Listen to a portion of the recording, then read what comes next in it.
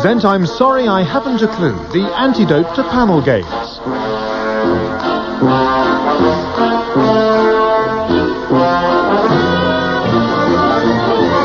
At the piano is Colin Sell and your chairman is Humphrey Lyttelton.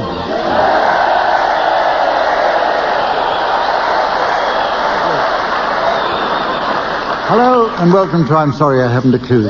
You join us today in Southsea, the fine Hampshire coast town where visitors with an interest in history seek out the many exhibitions and museums to see how a simple island race lived in the distant past. Alternatively, they can hop on a ferry to the Isle of Wight.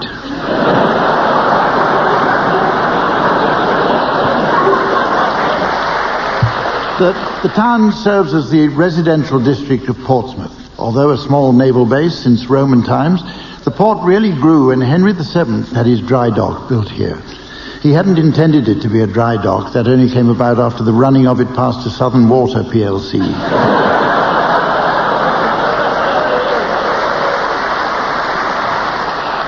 Most famously, the port is associated with Lord Nelson's flagship, the Victory, to which visitors flock to see the very spot where the great man fell.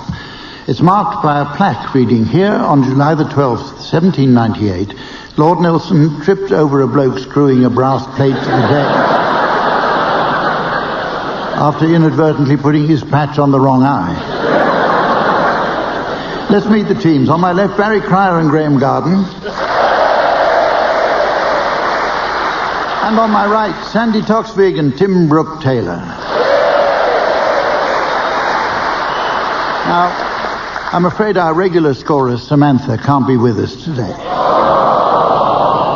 She was advised to have a couple of days in bed by her new GP after discovering a different practice.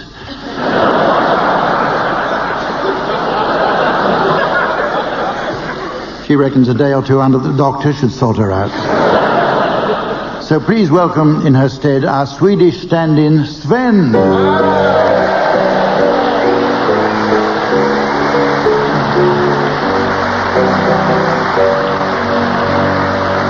Okay, on with the first game, teams, which is all about cutting costs. It's called Cost Cutters. There's nothing that gets my goat more than the senseless waste of license fee income, which is why I've instructed the BBC to stop putting chilled champagne in my dressing room. There's no point going to the expense of chilling it if it's only going in the bath.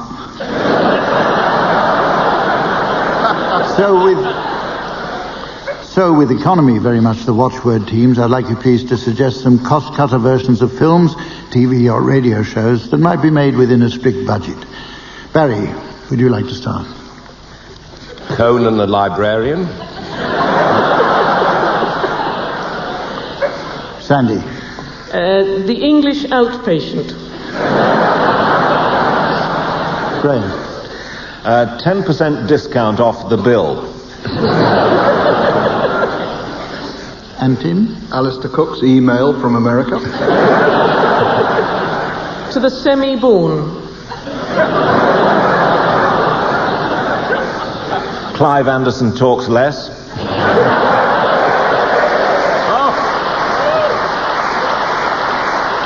In your dreams. Mission Perfectly Feasible. The Great Grimsby.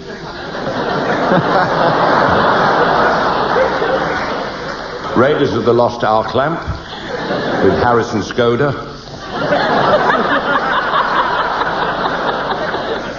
The National Lottery Big Ticket has become... No, sorry, that couldn't be cheaper than it already is.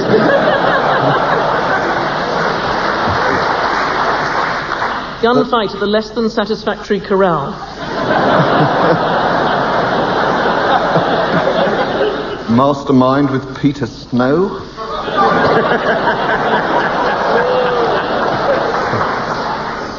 Samson and the Lilo. Those magnificent men with their sewing machines. I'd quite like to see that. Our next game has the title, One Song to the Tune of Another.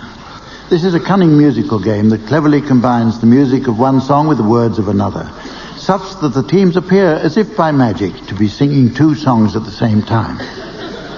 The game originated on the occasion that Ireland first won the Eurovision Song Contest. At the celebration party, Alan's lovely entrant, Dana, got carried away, jumped on stage, and delighted revellers by doing all kinds of everything with Paddy McGinty's goat.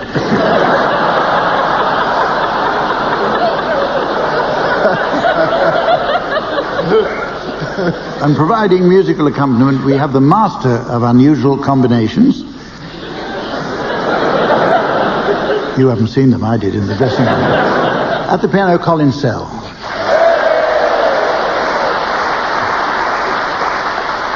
Barry, I'd like you to start, please, by singing the words to Don't Dilly Dally on the Way to the tune of Can't Help Falling in Love.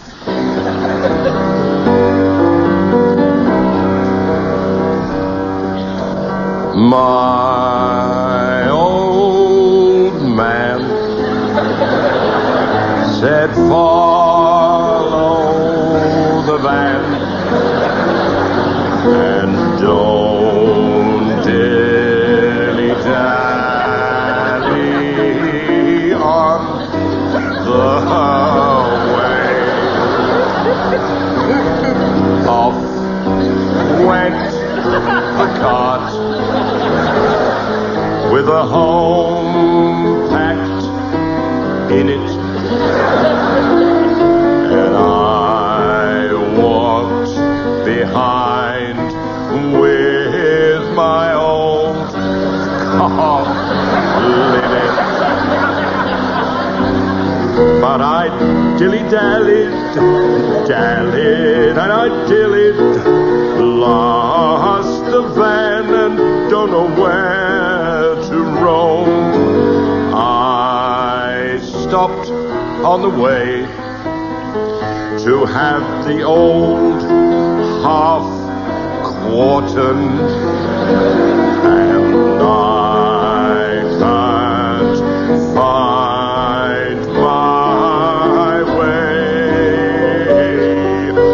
home.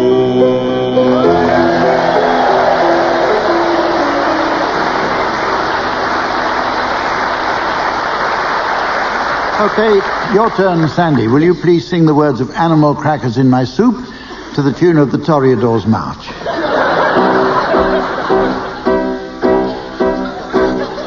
Animal crackers in my soup, monkeys and rabbits and loop the halloo. Gosh, oh gee, but I have fun swallowing animals one by one. In every bowl of soup, I see lions and tigers. What do you mean? I make them jump right through a hoop. Those animal crackers in my soup. When I get hold of the bad wolf, I just push him under to drown. Then I bite him in a million bits, and I gobble him right down.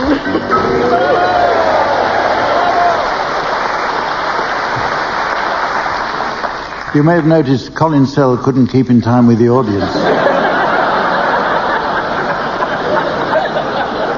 Okay, it's you now, Graeme. Would you please sing the words of Don't Blame It on the Boogie to the tune of the Battle Hymn of the Republic?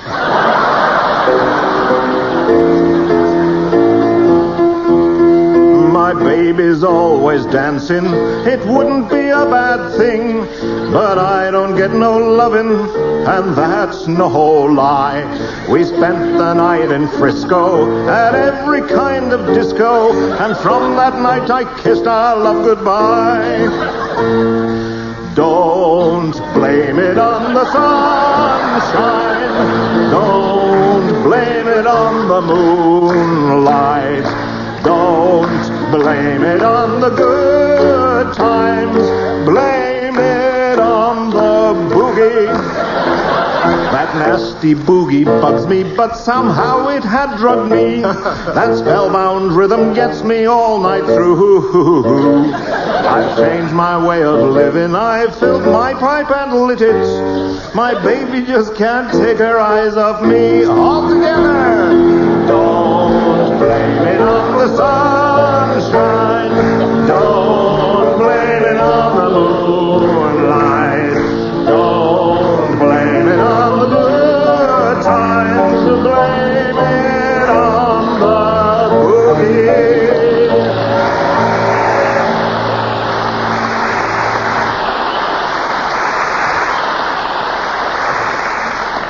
finally, Tim, would you please sing the words of Run, Rabbit, Run to the tune of Delilah? Run, rabbit, run, rabbit, run, run, run, run, rabbit, run. Rabbit, run, run, bang, bang, bang, bang, bang goes the farmer's gun.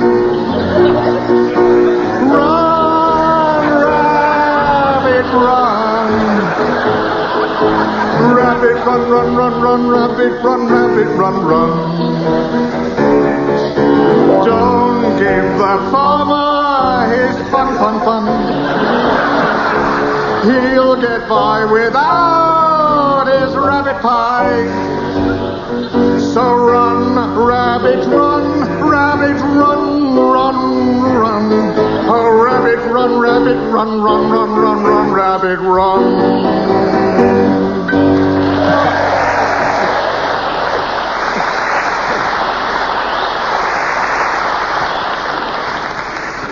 Well, it's time now to play a round called Word for Word. In this round, I'd like one team to start by exchanging a series of random and completely unconnected words. The opposing team should challenge if they detect a connection. If I uphold the challenge, the challenger should take over, and so on. Okay, would you start, please? Tim and Sandy. Cauliflower. Smattering. Bucket. Challenge from Graeme. Yeah, Tim had a smattering of cauliflower for lunch. I saw him. I wasn't there. How do you know? I was there. Oh, it was you. Overruled. Turnip. Twaddle. Coxcomb. Fledgling. Chorister. Slime. Corpulence. Challenge from Barry. Corpulent slime. Yugoslavia's Eurovision entry. 1958. Should have won, in my opinion.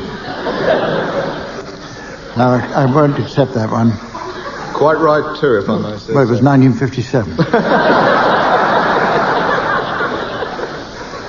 Windsock. Comb. Gogglebox. Tupperware. Challenge from Graeme. I have a Tupperware goggle box at home. Is it frightfully useful, Graeme? I keep my goggles in it. Well. Do they stay fresh? They It's worth every penny then, Graeme. Yes, fresh and crisp. Okay, Graeme, that was a good challenge. So was it right? Right. Rabbit. Run. Sandy. What? Sandy, you challenge. Those are the words to a famous Tom Jones song. I don't know what...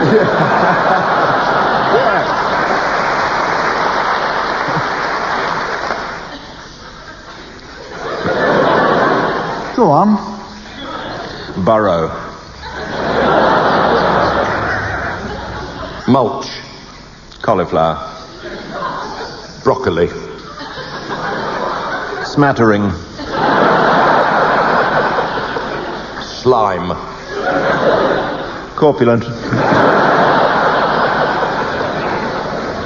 Okay, it's time now for a splendid round called Complete Quotes. It's surprising how many of us don't know the complete version of many famous quotations. For example, there are those immortal words of Neville Chamberlain, "I have in my hand a piece of paper. Could someone pass a new roll under the door, please?"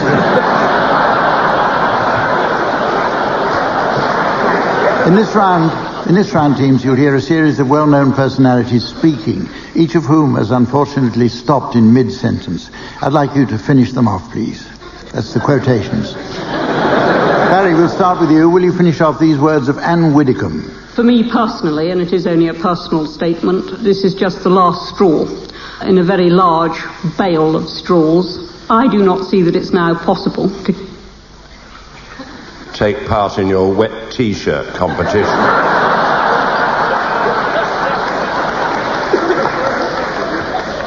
Okay, it's you now, Sandy. Here's the Duchess of York.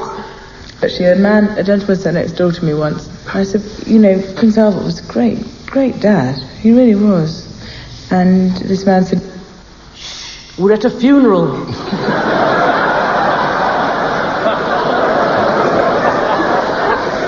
Strictly speaking, I shouldn't be doing that to your toe either.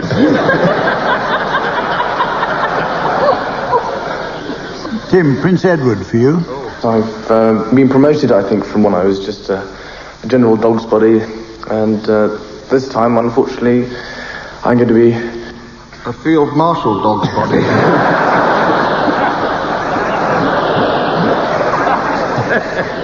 Okay, Graeme, some words of Peter Mandelson being interviewed by James Naughty.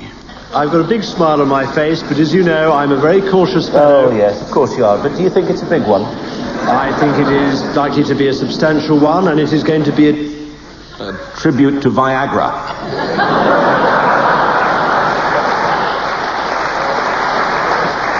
Okay, well, we'll open this up now. Here are some for any of you to finish off. Some words of Prince Charles first. I'm not very good at being a performing monkey, really. I'm not prepared to just... Let Camilla grind my organ.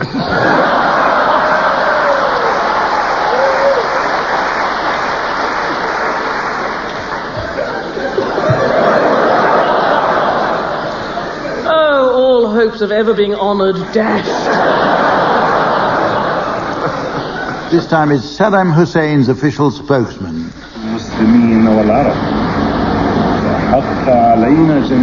For it is a right on all of us to carry out the holy jihad, the holy war of Islam, to liberate the holy... Holy shit, he's got a gun!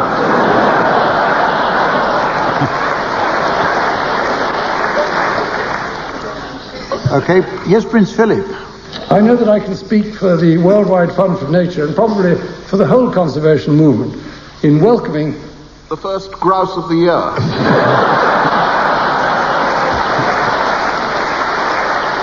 And finally, John Redwood. I'm talking about schoolgirls, 14-year-olds, 15-year-olds, maybe 16-year-olds. I'm not just talking about the money. One of the problems, if you invite young women into flats before they've got any qualifications and are not properly equipped for the adult world, is... If you want to hear more, call 0890...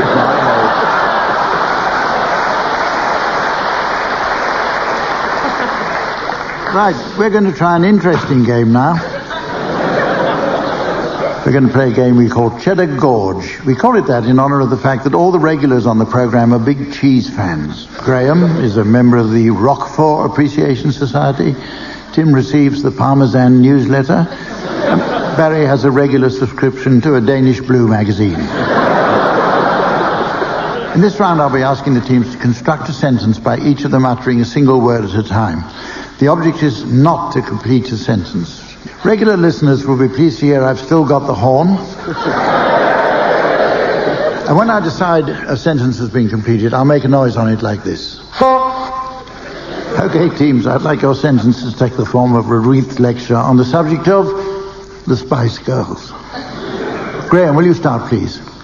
I'll tell you what I want to do this evening when the Spice Girls come over in the scary-ist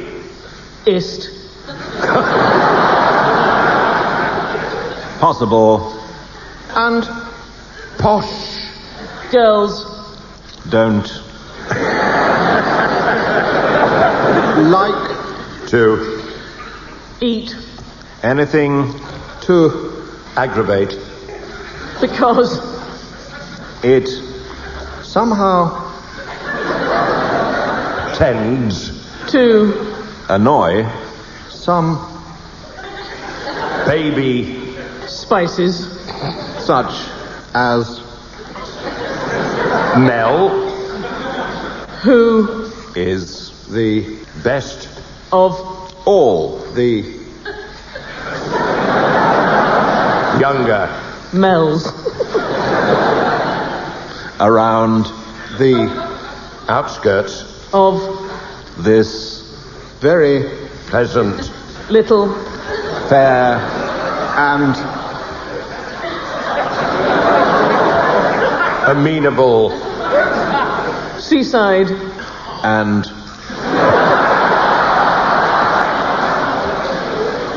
Yet. Inland. Revenue.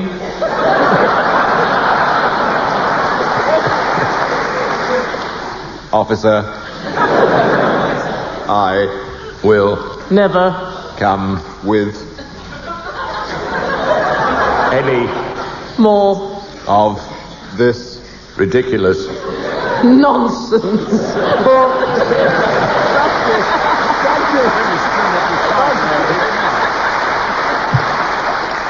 Okay, well, it's time for a musical round now called Dysfunctional Duets.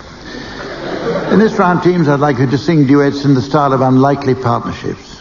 The history of popular music is littered with strange pairings, as indeed was this stage earlier after Barry Crow's novelty act of clipping his toenails to the tune of the Trumpet Voluntary.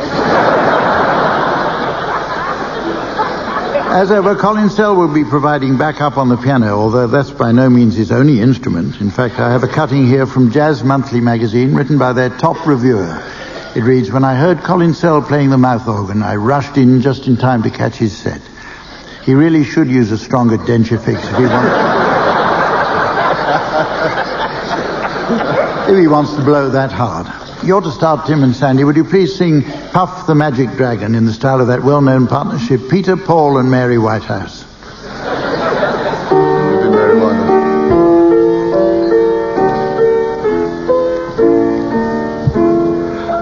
Puff the magic dragon lived by the sea. Wait a minute, are there people with dragon in this? Lived in the autumn mist in a land called Honolulu. Oh, no, I don't think you can have that. That's rhyming slang for something disgusting, isn't it? Little Jackie Paper. Oh, no, there's children involved now. Loved that rascal Puff. Oh. And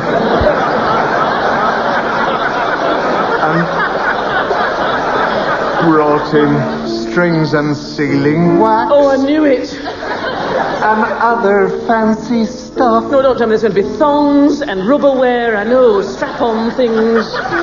Together they would travel on boat with billowed sail. Oh, what does that mean? I know it's something revolting.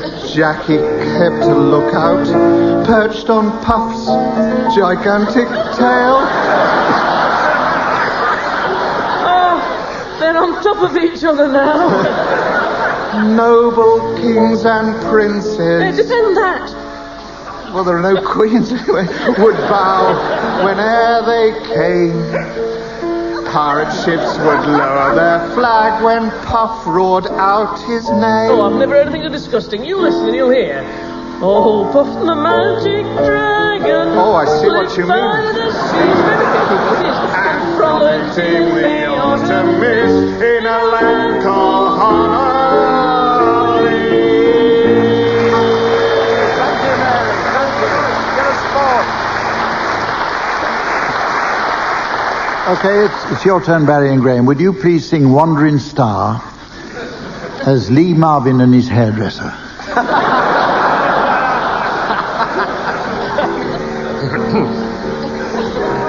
I was born under a wandering star. No! I was born under a wandering star. Small world. Fancy. Wheels are made for rolling. Mules are made to pack. Always pop a pair in my suitcase. Never seen a sight that didn't look better looking back. Looking back. Yes. I was born under a wandering star. I know, you said.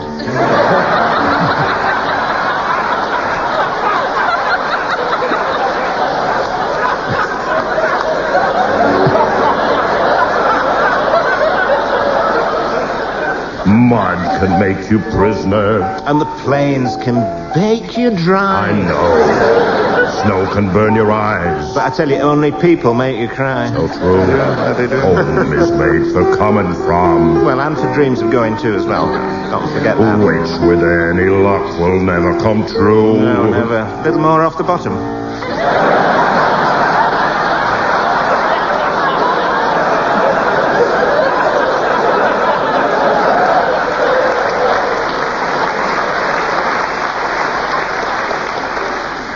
it easy round the edges. I was born. Yes, I know. Under a wandering star. You can say that again.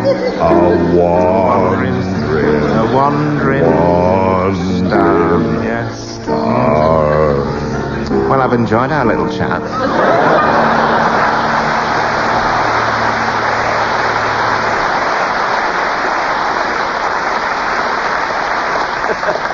Well, it's very nearly the end of the show, but there's just time to squeeze in a round of Airline Pilot's Songbook. Sven was telling us he has an exhausting job working nights driving those nice air stewards to and from the airport. His shift includes various routes, but he doesn't get off until he's been to Heathrow and Feltham.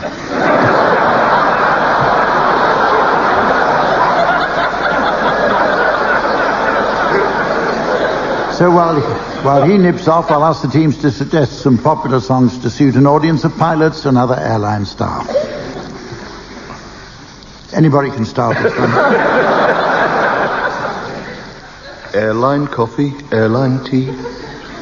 I like that. Boeing Crosby sings 747. Quantas Amera.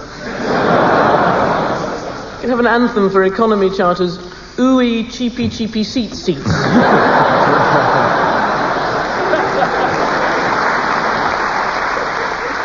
You put your Lufthansa in. I'll tell you what you fancy the ziggard. The Pink Panther theme, of course. Pan Am, Pan Am, Pan Am, Pan Am. Beethoven's Ode to Joystick. Stand by your man. And Kate Bush with her big hit, Heathrow, It's Me, It's Cathay Pacific.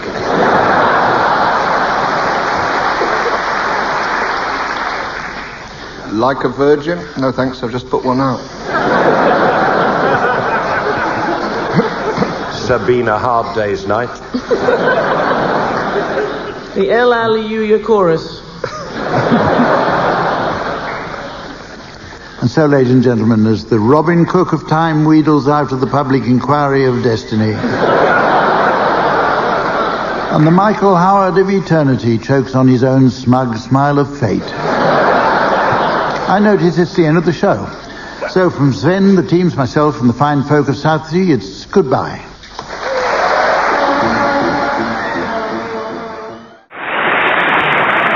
Hello and welcome to I'm Sorry I Haven't a Clue. Once more we're coming to you from the glorious historic city of Watford, forever associated with glamour, high finance, style and the international jet set, as summed up in the city's favourite son, Nick Leeson.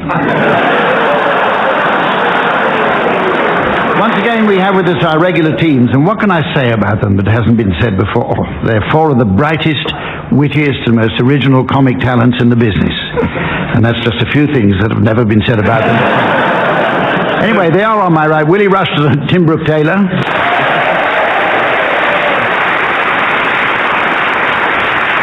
And on my left, Barry Cryer and Graeme Garden.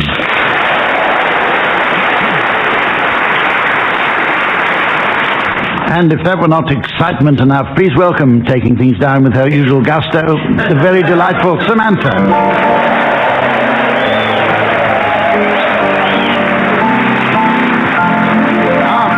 First round is entitled Historical Headlines. In the olden days, teams, before newspapers were invented, the great news events of the day went largely unreported. The only news came from someone called a town crier, who I understand went into the market square and shouted out the main news stories before putting an enormous wooden checkerboard on his back so people could do the crossword.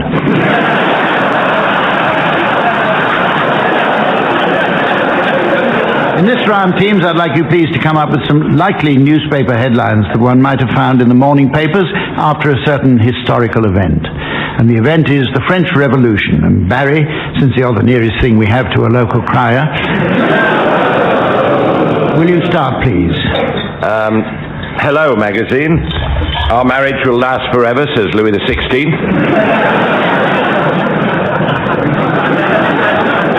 Graham. Then the Sun, spot the Pimpernel and win a Metro.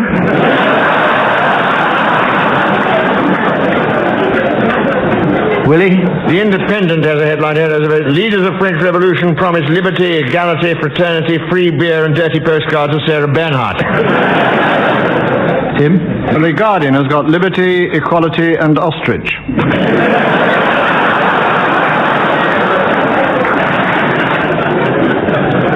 The Times, in its old understated way, aristocracy most affected by cuts.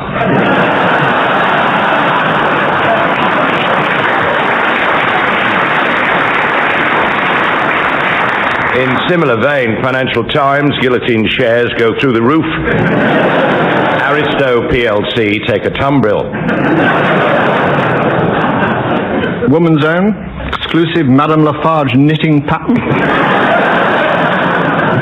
Good, well, let's try another. This time it's Julius Caesar's invasion of Britain. And Graeme, would you start this time, please? Yep, the Sun, Veni Vidi Gotcha.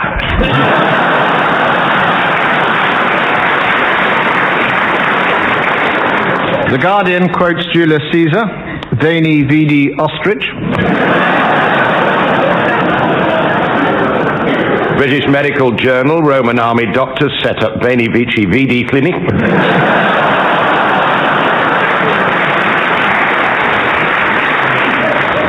Melody Maker, Veni Vidi Vici Mick and Titch go to number 1.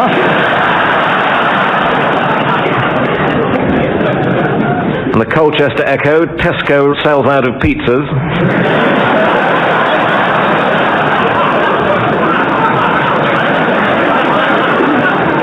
Financial Times, FT Index up 423 points on expectation of huge road building scheme. Daily Express, Romans invade, no Britons involved.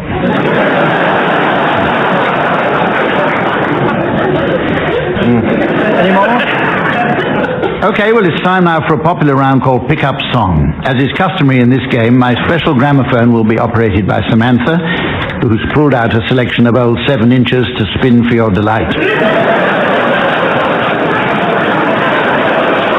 I'd like you teams to sing along until, at my signal, Samantha will sharply twist the knob in an anti-clockwise motion,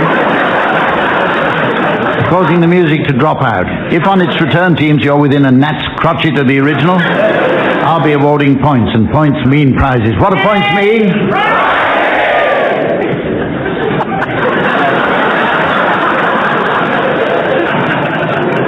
You've just heard one of several reasons why they've sealed off the centre of Watford with an impenetrable ring road.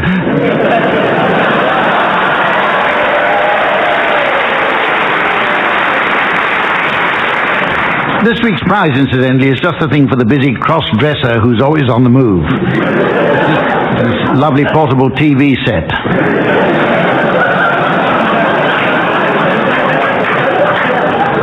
Right, Tim, you're going to start. I'd like you to accompany Manhattan Transfer singing Java Jive. I love coffee, I love tea, I love the Java Jive and it loves me. Coffee and tea and the Java and me. A cup, a cup, a cup, a cup, a cup.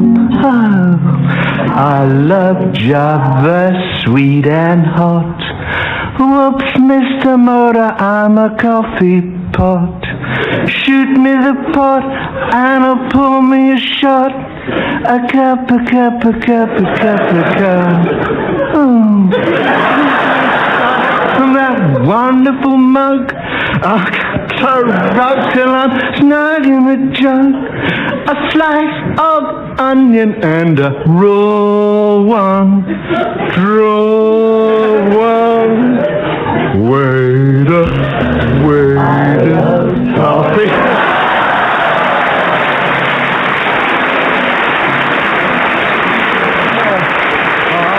What an enormous gnat. Willie, would you please accompany Muriel Smith singing Happy Talk from the musical South Pacific?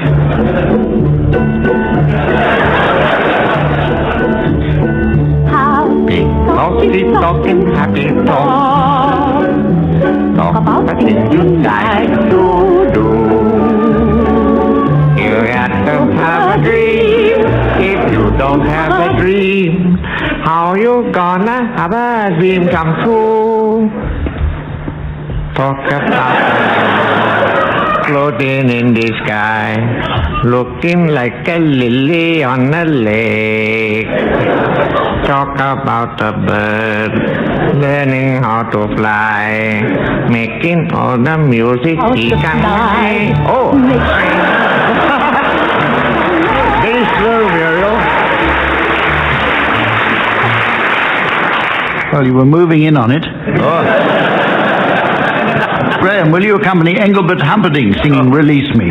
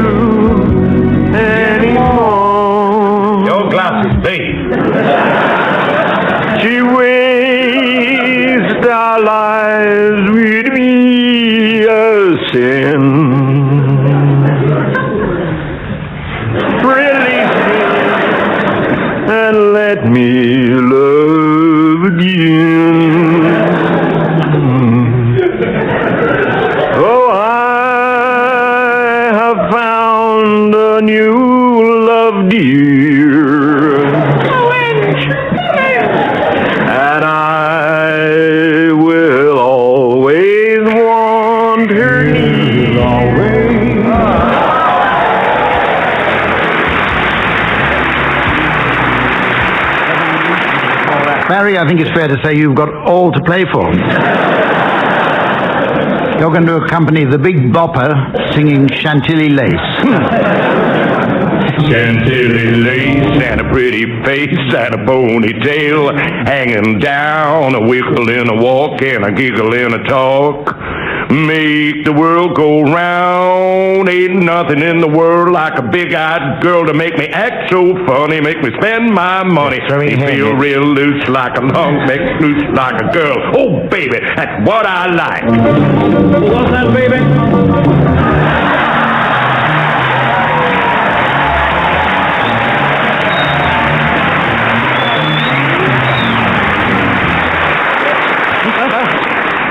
Our next round is a new one in which, ladies and gentlemen, we must enter the strange twilight world of the supernatural.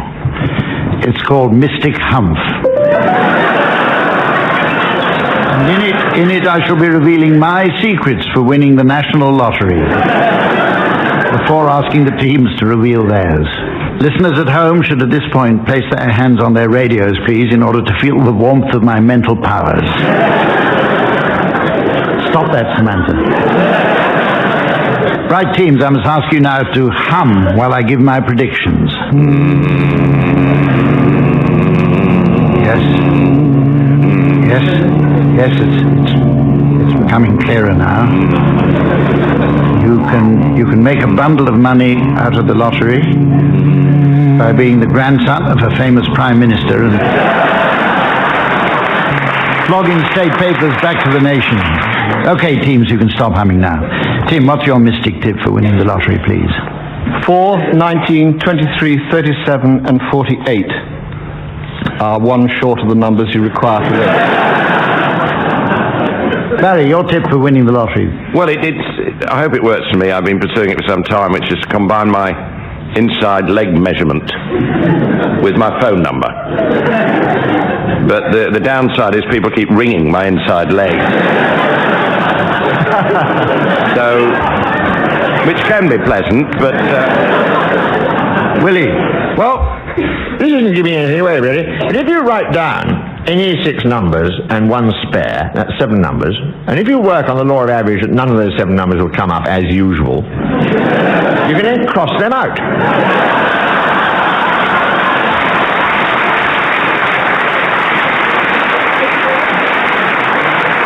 It's extremely unlikely the next 7 numbers you write down are going to come up, so you cross them out. This is exercise you carry out until you've got 42 numbers, and then you just put down the last 7 and you're in with a faint chance.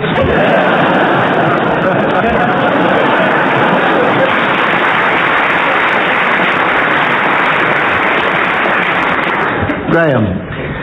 Yes, well, Tim was one number short there, and I think I'm getting something coming through. The extra number. I'm getting a name. Somebody here. Anyone called Foskett? Forsyth. Fordyce. Hamilton. We've got a Smith here. Well, I mentioned 6 names and none of them are here, so 6 is the number that will come up.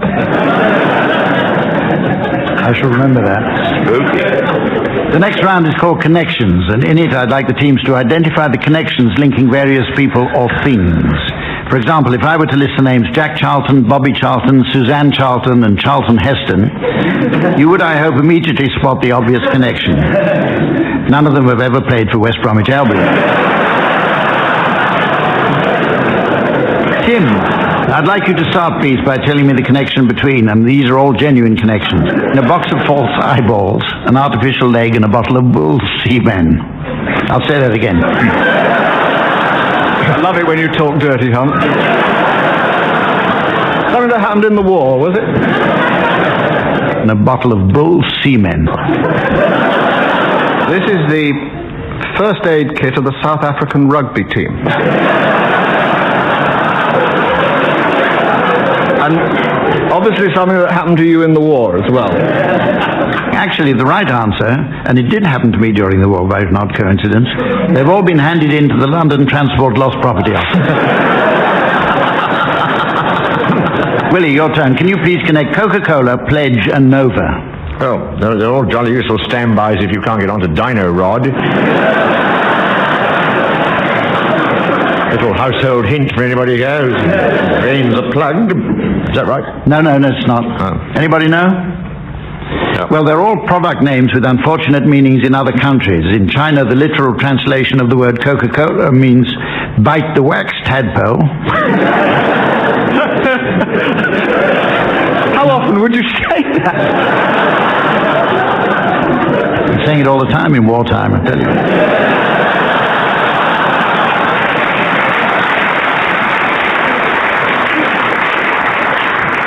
In Holland, pledge means urine. The people of Spain were reluctant to buy Nova since in Spanish, Nova means doesn't go. Graeme, what's the connection between Coco Chanel, or Chanel I should say, my French is getting worse and worse, Herbert Hoover, Boris Karloff and the Prophet Muhammad? Yeah, tread carefully here, I think. Well, the mountain didn't come to any of them. I think the answer is that they all gave their names to products. Coco Chanel, the popular bedtime drink.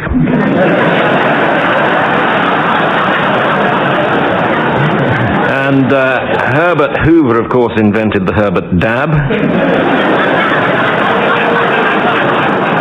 And I think I'm right in saying that Boris Karloff's real name was Lillette.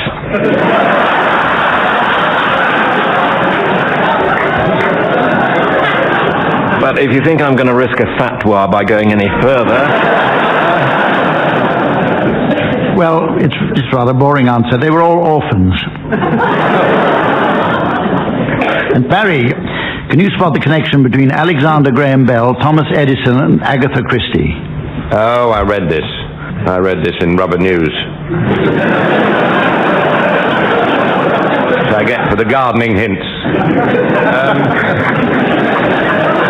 Bid-wetting the hard way.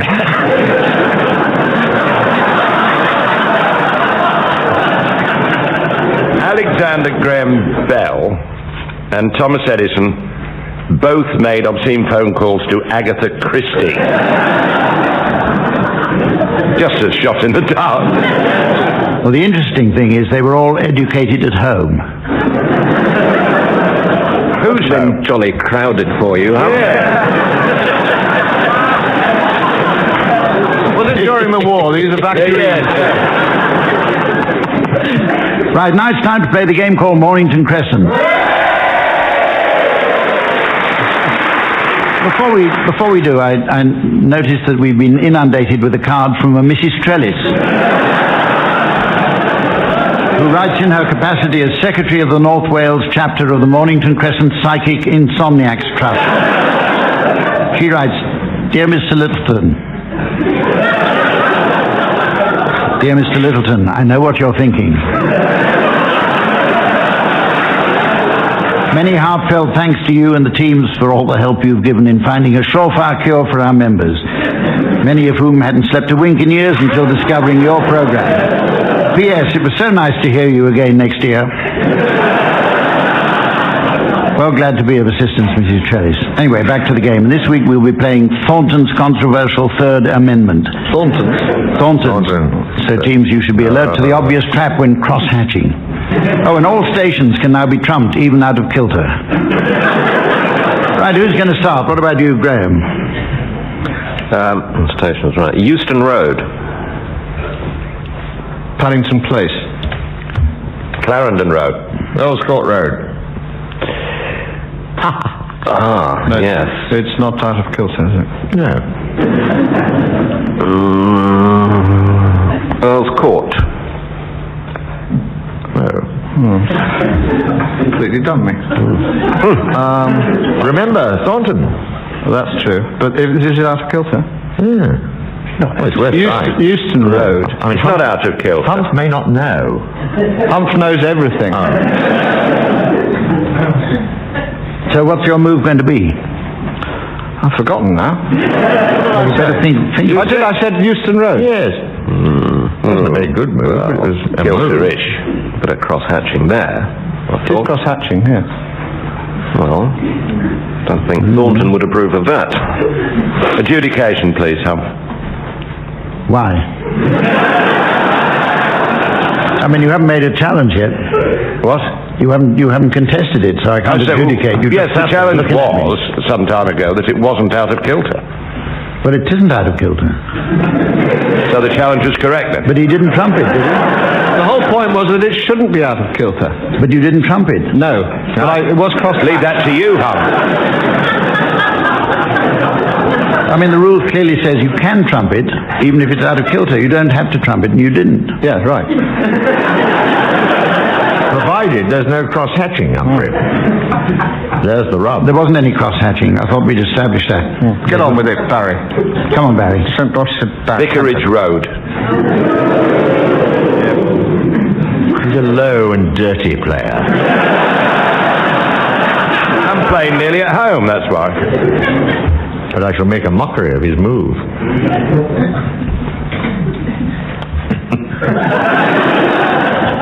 God, this is going to be good. Deeds Crescent. King Street. Mornington Crescent. Oh. Yes.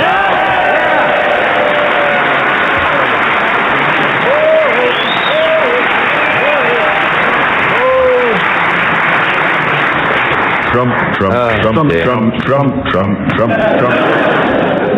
Excellent. That was actually quite a good round.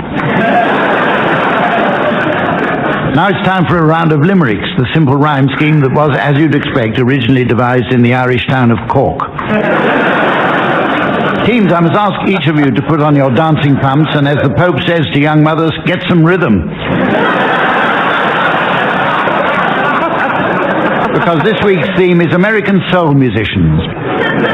I shall now furnish you teams each with a fecund first line, which I'd like you to continue taking one line each of.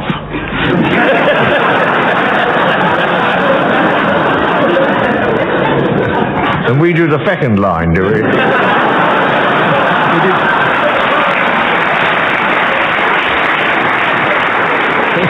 That was the wartime pronunciation.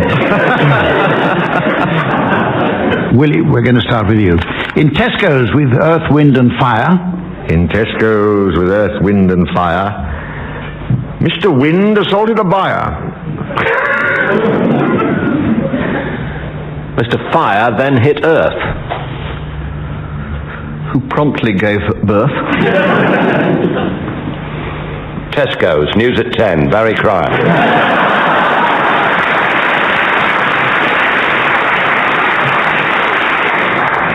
Graeme, your first line is, my hamster is called Otis Redding.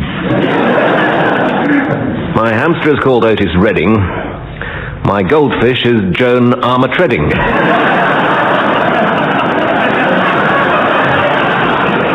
My dogs are the Platters. Not that that matters. No, we're all up to here with the wedding.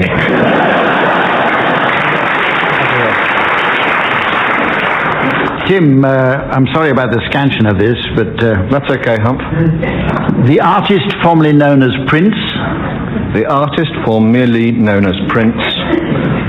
On the stage, he would posture and mince. Then just for a giggle, change his name to a squiggle.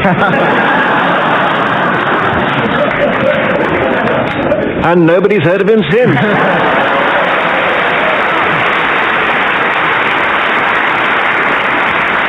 Finally, Barry, here's one for you. When it snows, you will find Sister Sledge.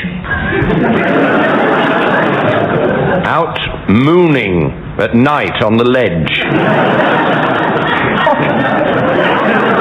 Out mooning at night on a ledge. 1 story down.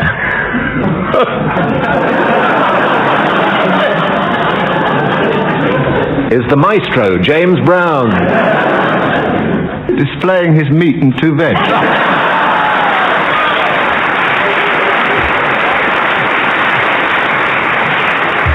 Right, well now we have a musical round called Wurzels, in tribute to a madcap group of men who really put the county of Somerset on the map.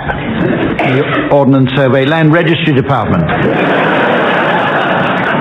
In this round, teams, I'll be asking you to sing certain songs of my choosing, but in the aggregate... Bit of shrapnel coming up, is it?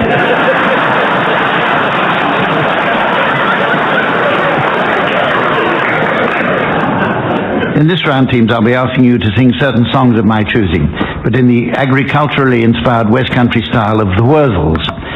Even though this is a musical round, you'll be accompanied at the piano by Colin Sell.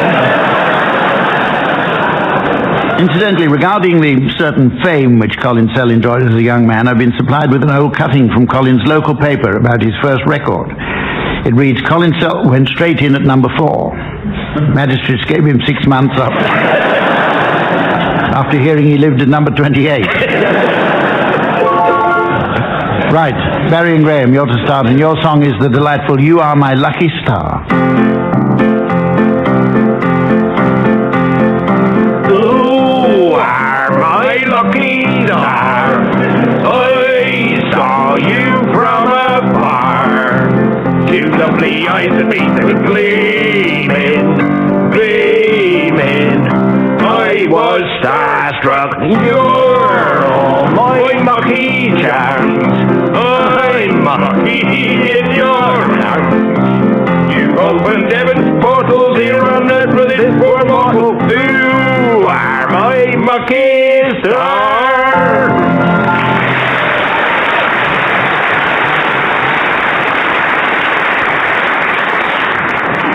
Now, your turn, Tim and Willie, and your song is You Made Me Love You. Hey, mate, I love ye. I didn't want to do it. I didn't want to do it. Hey, mate, I want ye. And all the time you do it. Oh, I guess I always do it. Hey, mate, I happy sometimes. Oh, hey, mate, I laugh. There were times here you might have feel so bad. Oh, hey, mate, I saw you. I didn't want to tell you. I didn't want to tell you. I want some scrumpy trip with you. Right, boy. He knows he's on the brand. He knows I made me love him. Come by now, mister.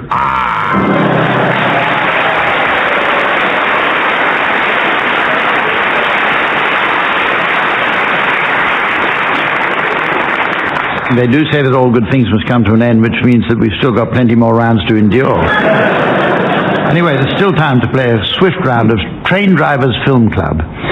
So while Samantha nips out to blow the station master's whistle for him, I'd like you teams to suggest some titles of films likely to be popular with an audience of train drivers and other railway staff.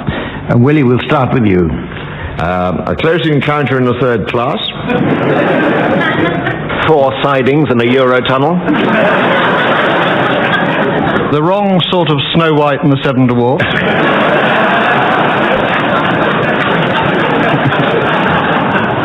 Purple Train, starring Signal, formerly known as Point. Sidings of the Lambs. King Solomon's Mind the Doors, please.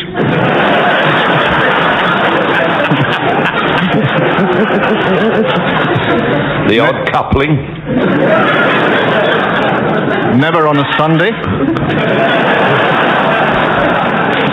Thank you. The French as Lieutenant's Woman. Cheap Day Return of the Jedi. The Line in winter.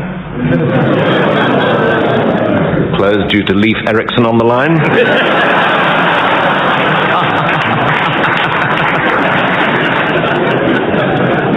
So, as the frisky tomcat of fate confronts the scalpel of destiny,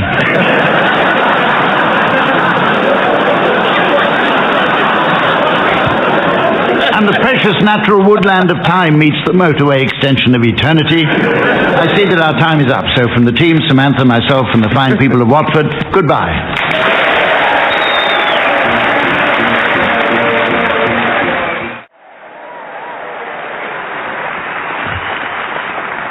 Hello and welcome to I'm Sorry I Haven't a Clue, where you join us for a second week at the New Theatre in Cardiff. Although the capital city of Wales only since 1955, Cardiff has many reminders of a rich 2,000-year history. Nearby is the 11th century Castle Coch, a setting for several Hollywood movies. Filming in 1959 with Ingrid Bergman, Humphrey Bogart was inspired on visiting a local colliery to say, of all the joints in all the world, you had to walk into a mine.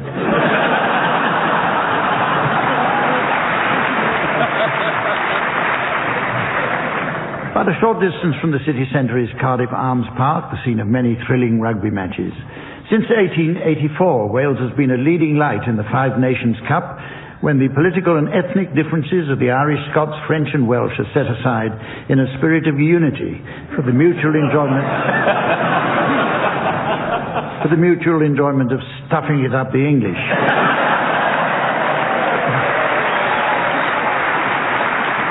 Another event to bring top-class entries to Cardiff from around the globe is the annual Singer of the World competition, possibly the greatest international sewing machine championship of the world.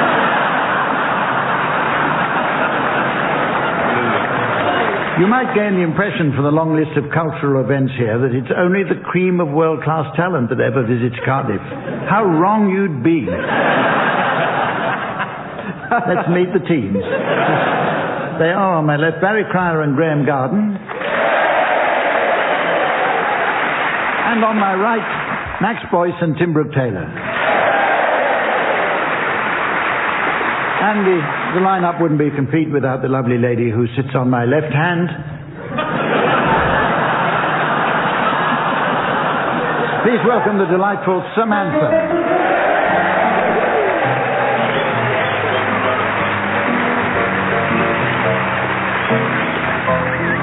Okay, let's start with round one this week, teams.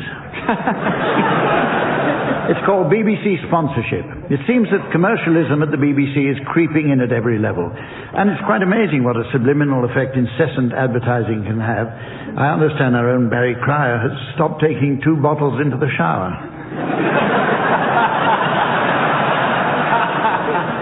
Preferring an entire 6-pack. So, teams, I'd like you please to provide the titles of well-known BBC programmes that have suffered from overzealous sponsorship. Graeme, will you start, please? David Attenborough with The Life of Birds, I Fish Fingers. The X-Lax File. The trough is out there. Ever ready, steady cook. They think it's Vauxhall Nova. Duracell blockage. And during Lent, the Church of England brings you the Fast Show. The natural world of leather.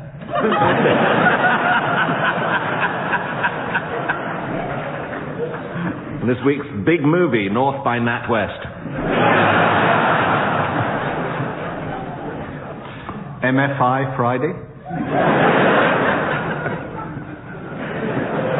And 2 Fiat ladies, and on the other channel, two fat larders.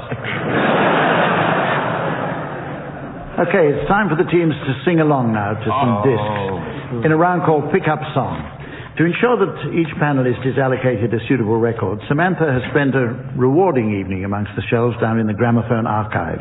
As ever, her keen eye spotted a firm favourite or two, and she couldn't resist getting them down. Teams, she's ready and waiting at the turntable with her neatly arranged set of 45s on display, and ready to spin for your delight. You should each join in with your song until, at my signal, Samantha turns the volume down. You should then continue singing, and if on the music's return you're within a gnat's crotchet of the original, I'll be awarding points, and points mean prizes. What do points mean? In harmony, too. This week's prize will delight the sweet-toothed classical music lover. It's this bag of Schubert dibs.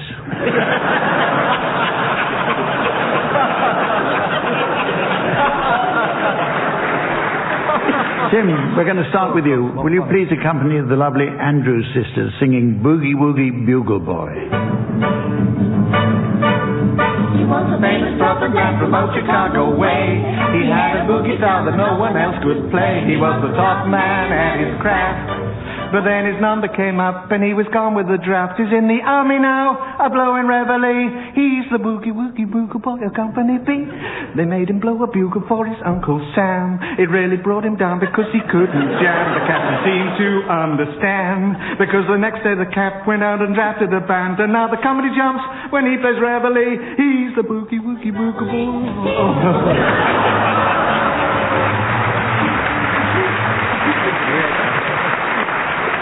God, they were slow. That's 78s for you. Okay, it's Max now. Will you please accompany your countryman Tom Jones singing The Green, Green Grass of Home?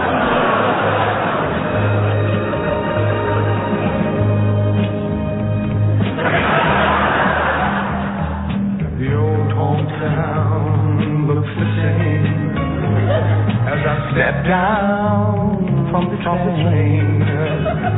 There to meet me is my mama and my papa. Down the road I look and there runs Mary. Hello, Ma. Hair of gold and lips like cherries. It's good to touch the green, green grass of home. Yes, they'll all come to meet me, arms reaching, smiling sweetly. Ah, it's good to touch the green, green grass of home.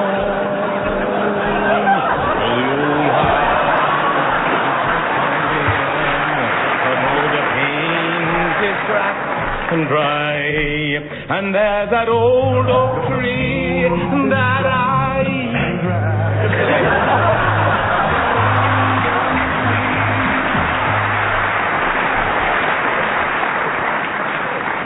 Okay, Graham, will you accompany George Formby singing When I'm Cleaning Windows?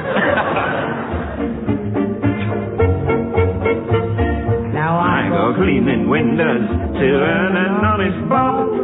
For a nosy Parker, it's an interesting job.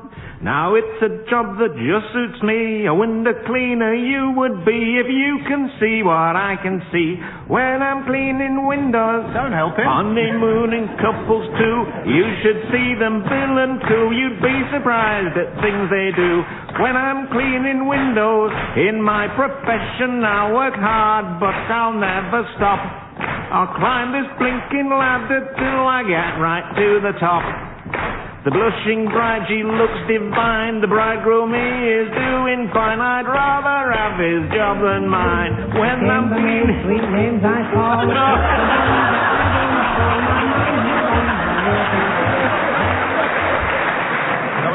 off. Okay, Barry, will you please accompany Max's countryman, Tom Jones, singing Kiss? You don't have to be beautiful to turn me on. I just need your body, baby, from dusk till dawn. You don't need experience to turn me out. You just leave it all up to me. I'll show you what it's all about. You don't have to be rich to be my girl. You don't have to be cool to rule my world. Ain't no particular sign I'm more compatible with. I just want you.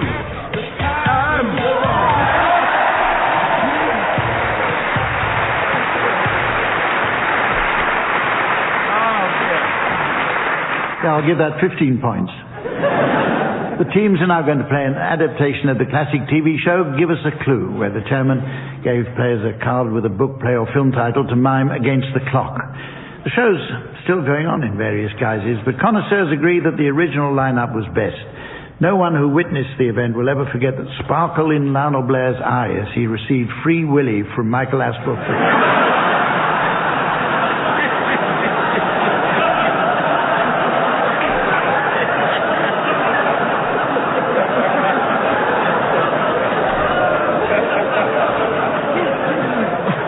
For 2 minutes.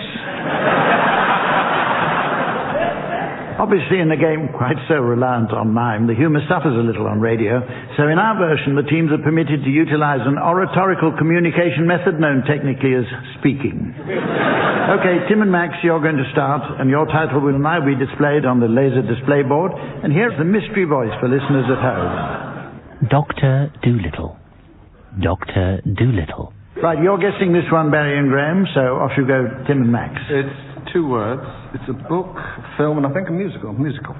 And it goes like this.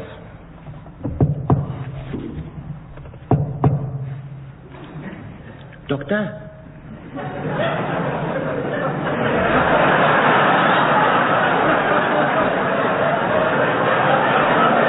Doctor, I know you're very busy, but I got this boil.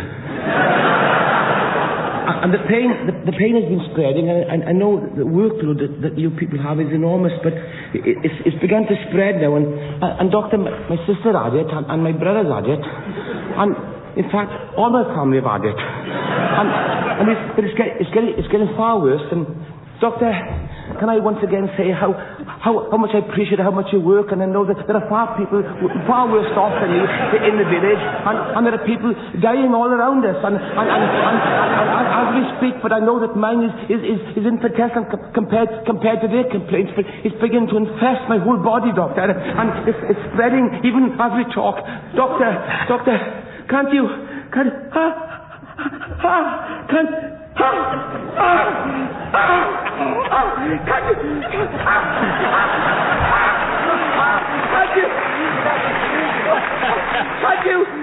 do something? Next.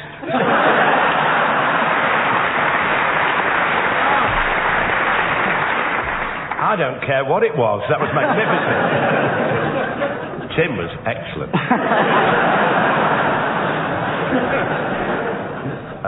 It was a very apathetic doctor who didn't seem unduly energetic in assuaging the... Doctor apathetic, Doctor lazy, Doctor disinterested, Doctor do bugger all. Any thoughts, Graeme? I think you could have been on the right lines there, Barry. Dr. Dolittle. Right, your turn, Barry and Graeme. Your title's now being exhibited on the laser display board. And here again is the mystery voice for listeners at home. Third rock from the sun. Third rock from the sun. Right, this is a TV show. It's 5 words. 5 words. Hamish. Well, you'll have had your tea. Hamish, whatever are you carrying there, man?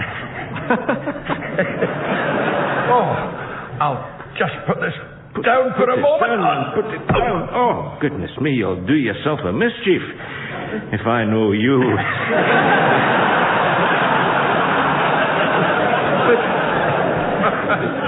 But Hamish, what is it? Well, this is a birthday present from Hamish Jr. Hamish Jr. It looks just like a great big lump of stone. Well, that's because it is. Did he not give you one of these for Christmas? Aye, he did. And one for your birthday last year, as I remember. You speak true. 3 in all. So this will be the dot. Indeed.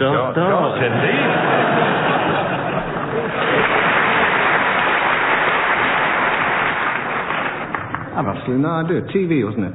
Stone. Has stone got anything to do with it? Oh, yeah. Something like a stone. Big stone. Boulder. Very like a boulder. Very like a boulder. What? Rock. It's the third rock from the sun. Okay, we arrive now at the moment when the teams play that old favourite word for word. It's where the teams speak a random series of words which have no apparent connection to each other and can't be construed to have any valid logical, linguistic meaning or purpose. By the way, for anyone who just tuned in and only caught that last bit, this isn't Round Britain Quiz.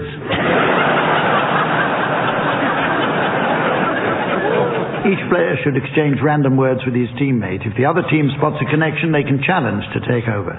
So, fingers on buzzers, Barry and Graeme, so I ask Tim and Max to start. Corpse. Gasket. Corpulent. Walnut. Tarantula. Challenge here from Graeme. Yes, the walnut tarantula. Very nasty species. Comes over here at Christmas in imported fruit and nuts. It crushes nuts, does it not? It does? Yes. So you want to keep out of its way? Indeed. Barry? What? Are we going now? Yeah. Aubergine. Ants. Apotheosis. Rock. Gusset. Boulder. No. Theodolite. Tramp. Gasket and Theodolite both play for England. When? Be specific. The tight head prop in the centre. Yeah. Well, we're no experts. Nor am I, so you better carry on. Plinth. Plays for Wales. That is known as the Plinth of Wales. Graeme. Tureen. Lubricious. Which? Challenge. Lubricious plays for Scotland.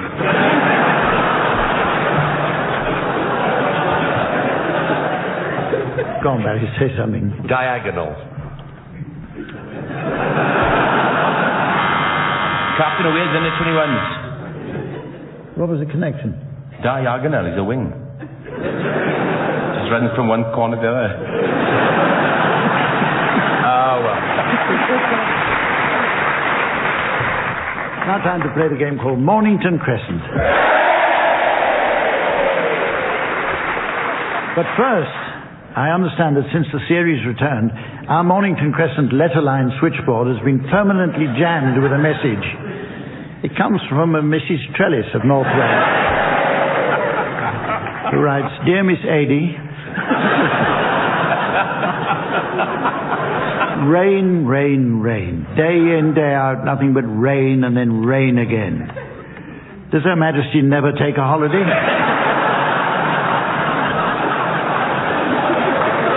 Yours faithfully, Mrs. Trellis. On with the game now, which this week is played to the Liberal Coalition regulations as defined by David Lloyd George at the Mayfair Synod of 1922. Better known as his new Mayfair rules, these predate and mustn't be confused with his further new rules, all of later that year. If in doubt, remember the handy aid memoir, often recited by seasoned players. Lloyd George knew Mayfair, the father. Lloyd George knew Mayfair, the further knew Lloyd George.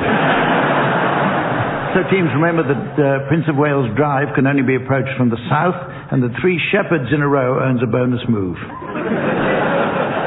Tim, will you start, please? Euston. Shepherd's Bush. Ealing Broadway. It's broken the chain, hasn't it? What we're going to do if the chain's broke? Well, we won't get a flush, will we? No. Googe Street. Good. Shepherd's Hill. Oh. Shepherd's Walk. Sloane Square. Done 3, don't surely. Secret to no, he didn't. Bonus, so I can go again. Sorry, Max. Yeah.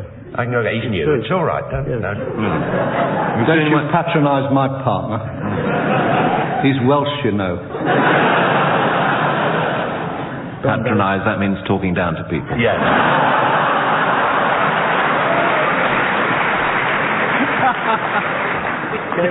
Go on, Barry, let's be serious. I agree, Hum. Duke Street. Dangerous. Right, you're still north. Yes, yeah. Wimbledon. Oh, no. He's new. Elephant, but not castle. Just elephant. Good enough for Lloyd George. In that case, Primrose Hill. King's Road. King's Cross. Mornington Crescent.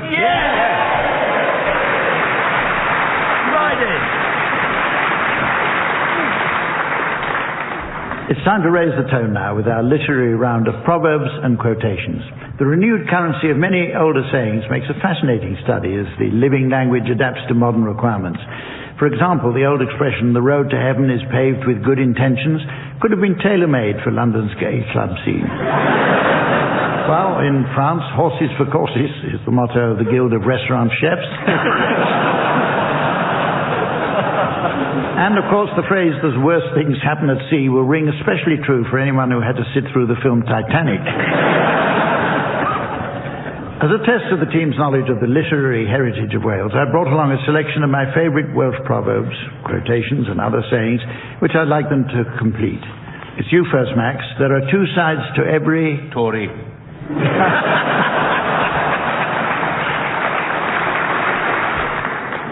I'm supposed to give you the answer, which is page. So you were very close. Tim, love your neighbour, but maintain your... Bicycle.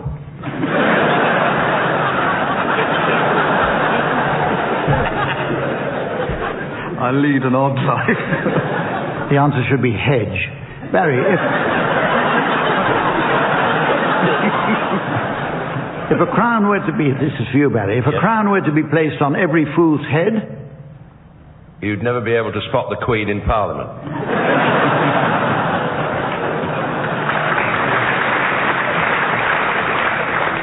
Well, it should be really... We would all be kings. Graeme, a girl's teeth will wear out sooner... In the Oval Office.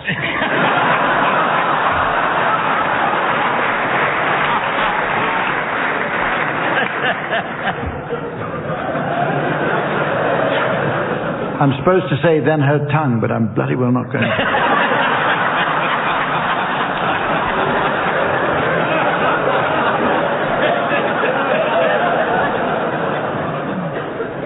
Okay, here are some for anybody to compete. A sow that goes to Oxford will still be a sow when... She becomes Prime Minister.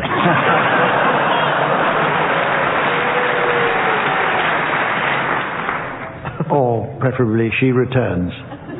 What? Okay. God forbid.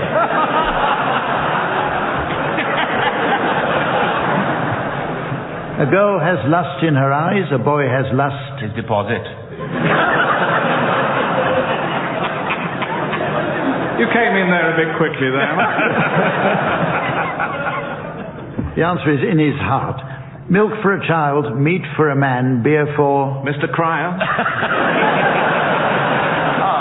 touched. And that's absolutely right. I'm filling up. Says here, the old.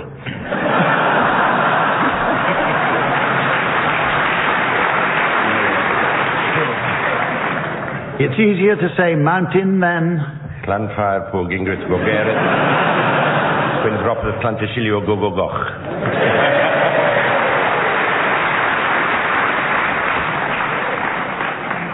The correct answer is to climb one. Easier to say mountain than to climb one. If Wales could be rolled out flat as England, it would... Be known as the Hereford Bypass.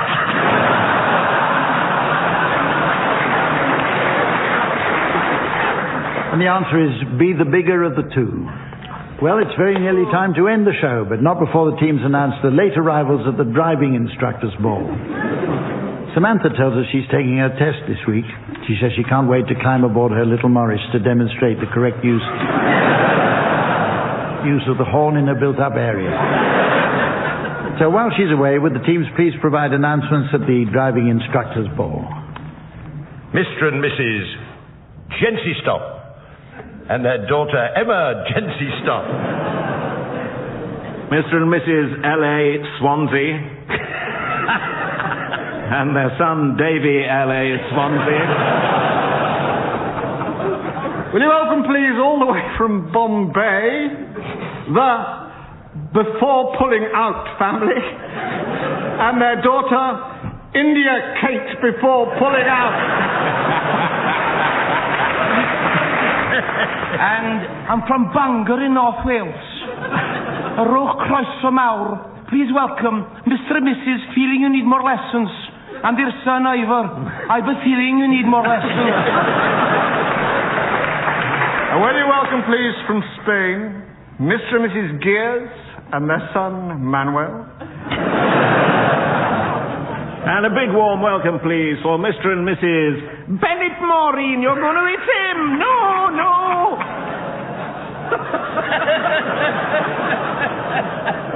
And their son, Gordon Bennett Maureen, you're going to eat him. No. And please welcome Mr. and Mrs. Place and the young daughter, Noelle. Noelle Place. And there's Mr. and Mrs. Signal Maneuver and their daughter, Moira Signal Maneuver. Mr. and Mrs. Will You Slow Down and their only son, Jesus. Jesus, will you slow down?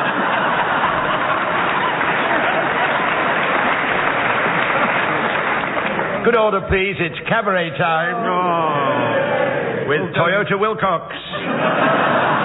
And Tina 3-Point Turner. Singing Reverse Deep, Mountain High.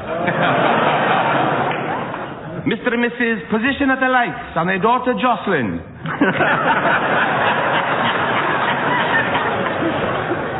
Mr. and Mrs. Will you welcome, please, Mr. and Mrs. Doubt in front of me without singling, and their illegitimate son, the bastard pulled out in front of me. So, ladies and gentlemen, it only remains for me to bid you farewell in time-honoured local tradition. So, Bach, look you, lovely boy, keep a welcome in the hillside by here. And Yakida Pobola Kum Taffy, Tuk Dean Pob Sais, isn't it? And with that, it's goodbye from Samantha, the teams, myself, and the good folk of Cardiff. Goodbye.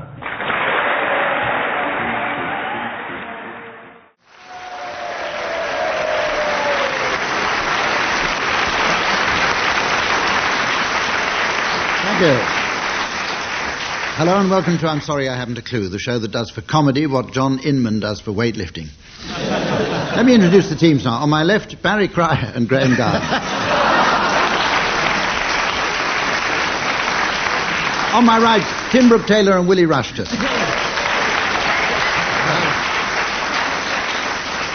And please give some sympathetic applause to our scorer, because she's been on her back all week. Here she is, Samantha.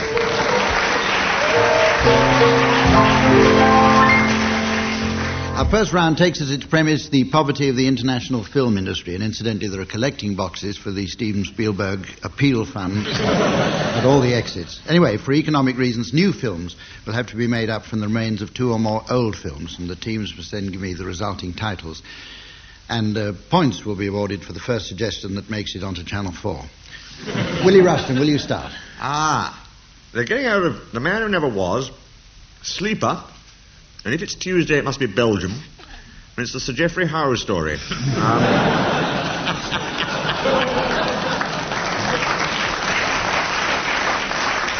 Latest news is that Sir Geoffrey will be played by the late Charles Laughton. Without the hump. Graeme. They're going to combine Porky's and The Exorcist to make bacon and eggs. And then they're going to combine that with Freud and The Breadwinner and The Wild Bunch to make bacon and eggs and Freud bread with lots of tomato sauce.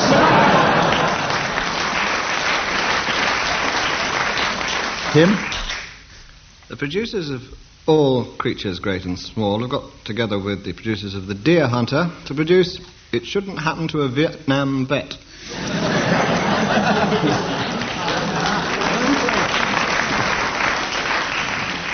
They're combining Crocodile Dundee, Electric Blue and Lemon Popsicle, new film called Snap, Crackle and Pop. The Facts of Life, Oh God, and the It Press File. It's called File of Facts. Combining Little Women, Bittersweet, Animal House and The Godfather to produce a little bit of House Your Father.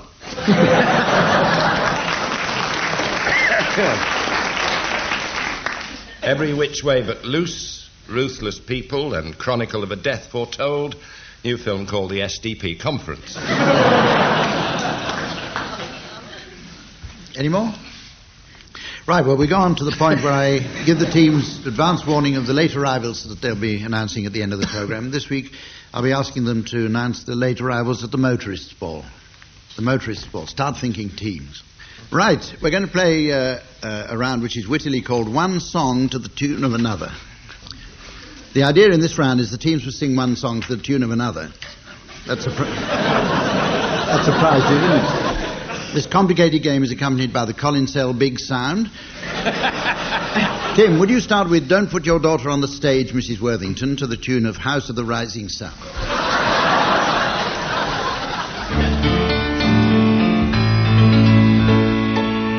Don't put your daughter on a stage, Mrs. Worthington. Don't put your daughter on the stage. The profession is overcrowded and the struggle's pretty tough. And admitting the fact she's burning to act, that isn't quite enough. I don't think I'm near the tune, have I? No. She has nice hands to give the wretched girl her due.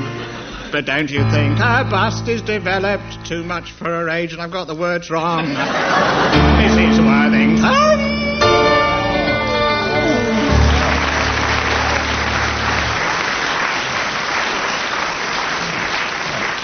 The white man's Eric Burden. One mark there to Tim, and we go on to Graeme. Graeme, will you sing Deadwood Stage to the tune of Underneath the Arches?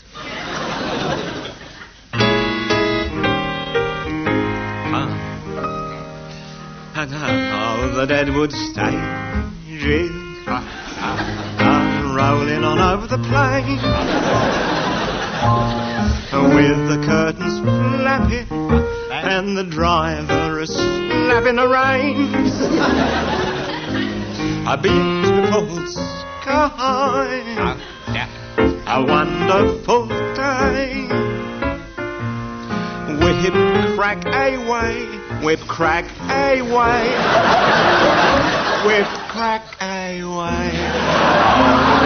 Stage. You all know this one. Heading on over the hills, all together now, where the engine arrows are thicker than porcupine quills.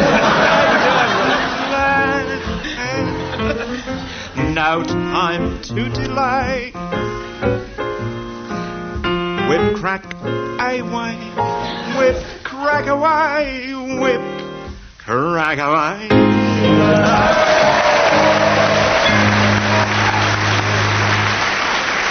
That's beautiful.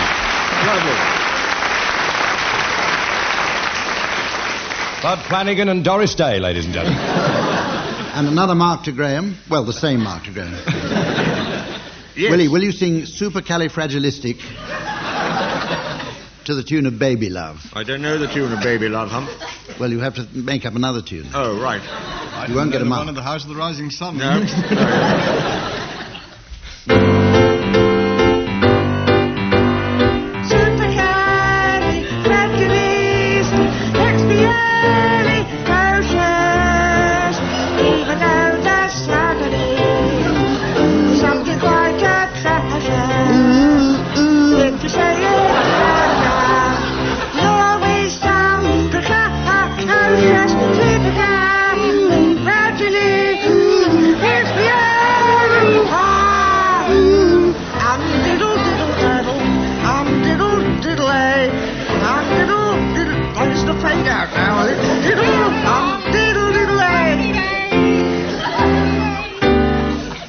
Somebody shot the chipmunks.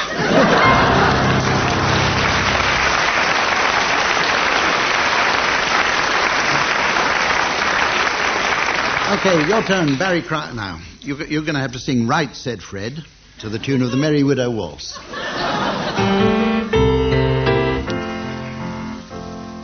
Right, said Fred, both of us together, one each end. And steady as we go, tried to shift it, couldn't even lift it. We was getting nowhere, and so we had a cup of tea. And right, said Fred, give a shout for Charlie.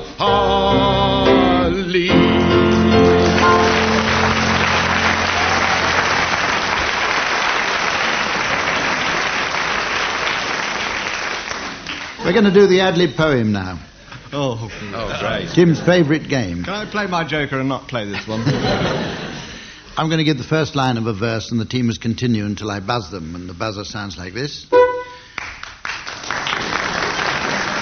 star is born. It's the phrasing, Sam, it's the phrasing. press the other one. Timing. Buzz it again, Sam. Tim, will you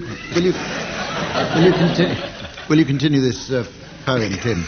I'm going to give you the first line, or in fact 2 lines. I must go down to the pub again because the lonely house is dry. To the pub again. Good luck, Tim. Because the lonely Come on, house Tim. is We regret dry. the delay in this poem. This is the beginning. At least, I'll damn well try. Because the house is lonely, I'm willing to play this game. But when I'm not in the pub, it doesn't seem the same.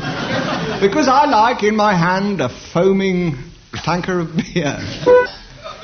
I like to look around me at friends, all old and dear.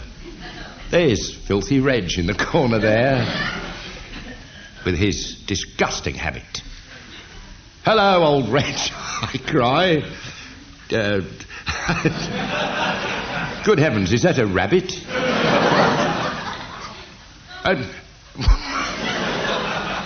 It's none of your business, cries old Reg, if I've got a rabbit here. I've also got a rabbit there. Which I hope will disappear. I can't stand the sight of rabbits. But then I'm picking hairs.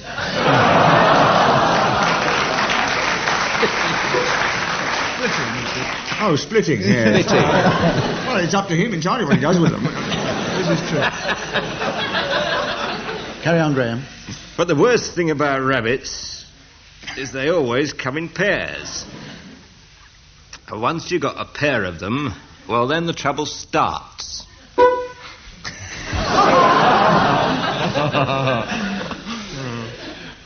Because you think the pair of them, they do come in 2 parts. It's the drink that makes you see. 2 lapans.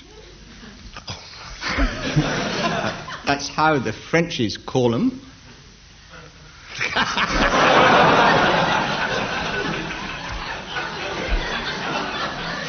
Because when the dogs get at them, they tend to maul them. Now I'm in the pub once more. I cry, because that is where I like it. Sometimes I walk down there, but sometimes I bike it.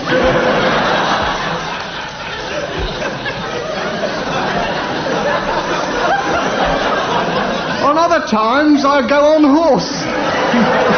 More? Hey, more. Winning streak. Because they shriek out nay.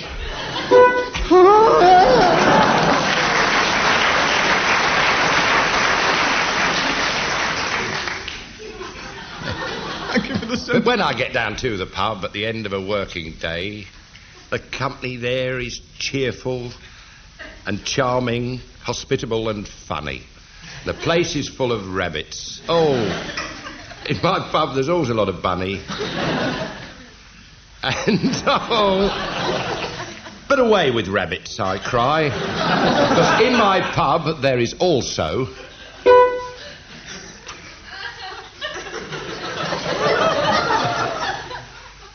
the deeply enticing Samantha Scott, and how she loves to bawl so. What did I say? Selina Fox, you said, didn't you? I wasn't listening. I don't blame you.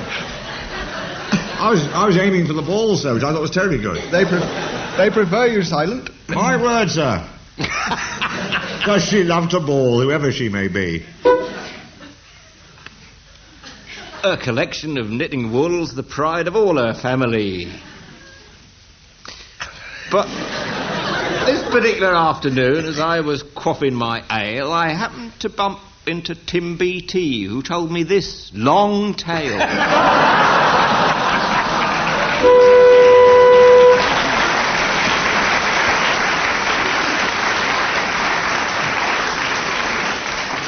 Okay, we're going on to the round called Good News, Bad News. And the teams will now alternate good and bad news until I decide that you just can't take it, stand any more of it, and then I'll buzz the buzzer. Tim, will you start, please?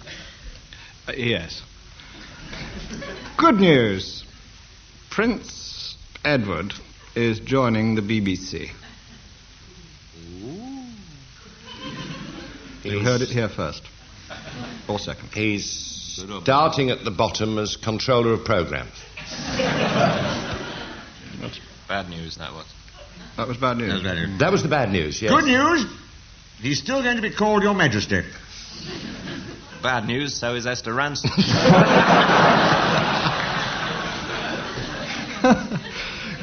Good news, he's going to get the red carpet treatment. Bad news, Gloria Hunniford's going to go over him with the Beck's Bissell.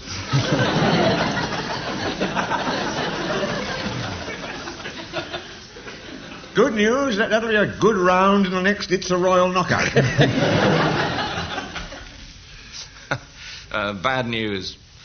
Princess Michael of Kent is playing her Joker. Good news, she's promised not to invade Poland.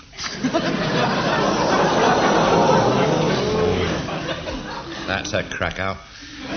Bad news. Bad news, but she's insisted all the royals dress up as vegetables. Good news, Mark Phillips won't need a costume.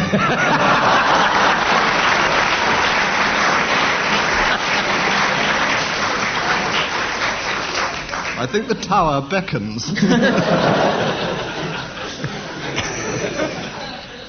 Was that good news? Yes. Yes, that was excellent news.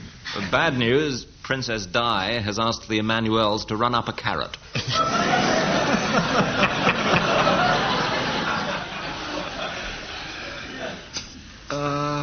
Good news. Princess Margaret is running the beer tent. Bad news, Fergie's wearing the beer tent.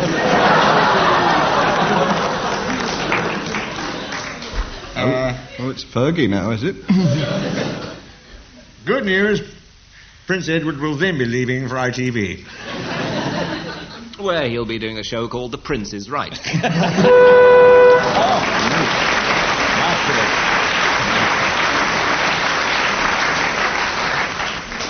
Okay, Graeme, you can start this next one with the good news.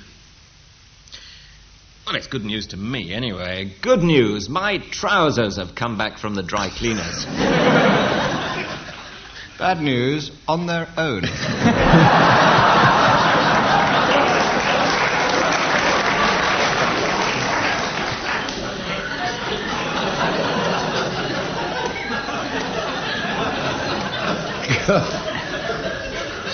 Good news, they picked up a bit of skirt on the way home. Bad news, they've moved into the wardrobe together.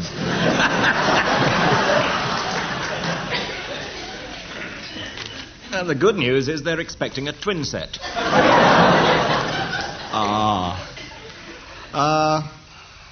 Bad news. My underpants have just come out of the closet. Not before time. Good news, they're going to star in Run for Your Wife fronts. Bad news, they open on Monday.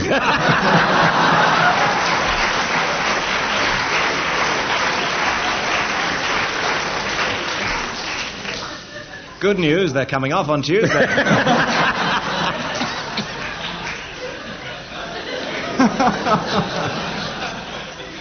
Bad news. They weren't a patch on Tom Stoppard's jumpers. Oh, Clinton. Good news, but a damn sight better than no socks, please, we're British.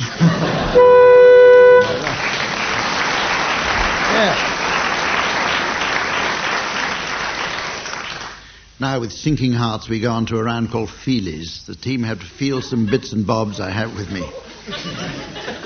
They're hidden in bags, which I shall pass round to see if the teams can identify them from their feel. The mystery voice will now tell listeners at home what the objects are for Willie and Tim, while it's displayed here on the laser display scoreboard. A donut and some dried prunes. A donut and some dried prunes. The audience now know what it is, eh? You can close your eyes for this, or... No, I'll put my hand in the bag. Right, I'll hold the bag, you put your hand in. That's my hand you're feeling. Well, it's round and soft, but then so are you, Willie. Lovely. Would you like to put your hand in it as well? I think it's an inflatable polo mint. There's something rather strangely like enormous rabbit droppings.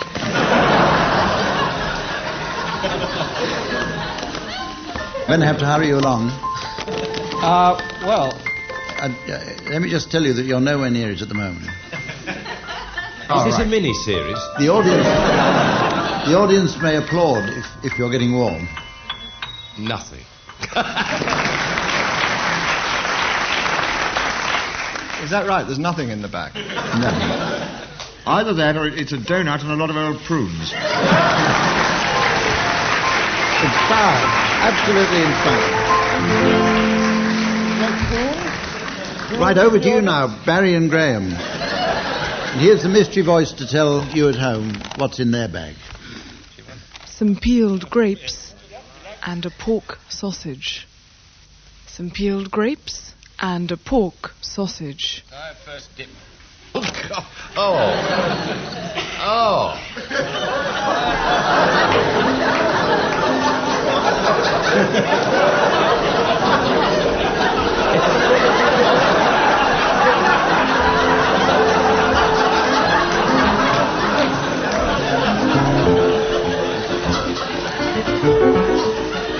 Well, John Barry, it's no one I know.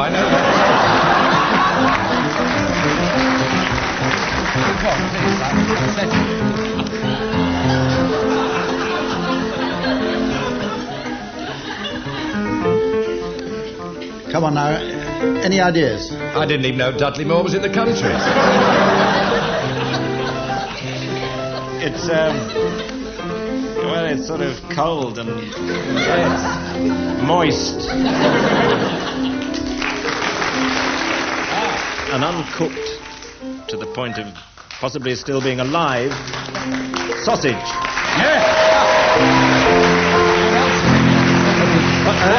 What else we ask? What goes with sausages? What goes with sausages? Well, it's just my own taste. I like grapes with sausages.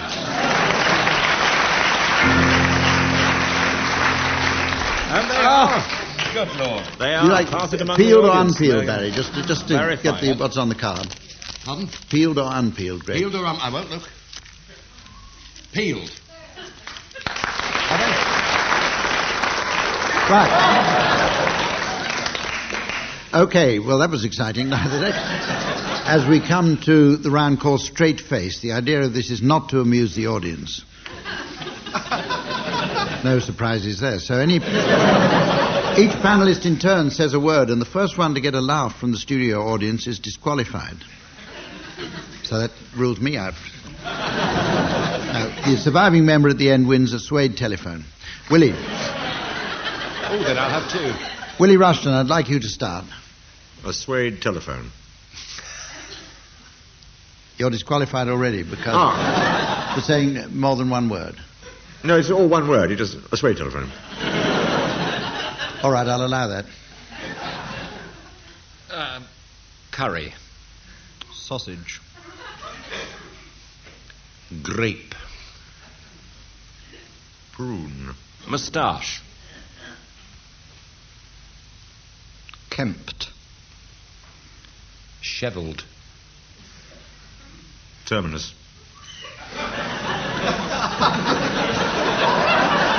It made me laugh.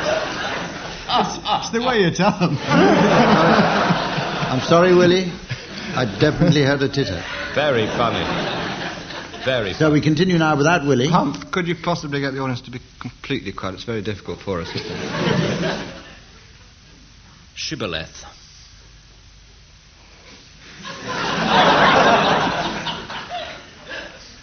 I thought I heard a laugh there, but I think it was the members of the audience laughing at other members of the audience.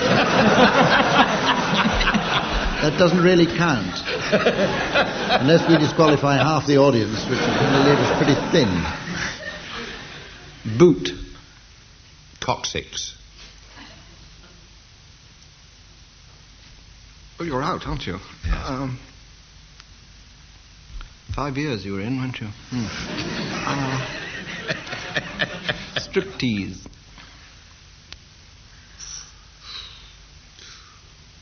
Bassoon. Who are you calling? Oh, sorry. Plinth. Crockery. Abacus. Teapot.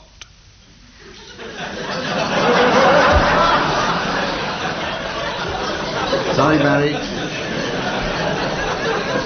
It's words beginning with T. That's how to get a titter. So now it's a face-to-face contest between Graeme Garden and Tim Brooke-Taylor. Starting with you, Tim. Bitter. Titter. Sitter. Bike. On. Off. Fridge. Deep freeze. Pomegranate. Oh, give us a chance. Well, with Tim Brooke-Taylor bringing the house down, Graeme Garden's the winner of that.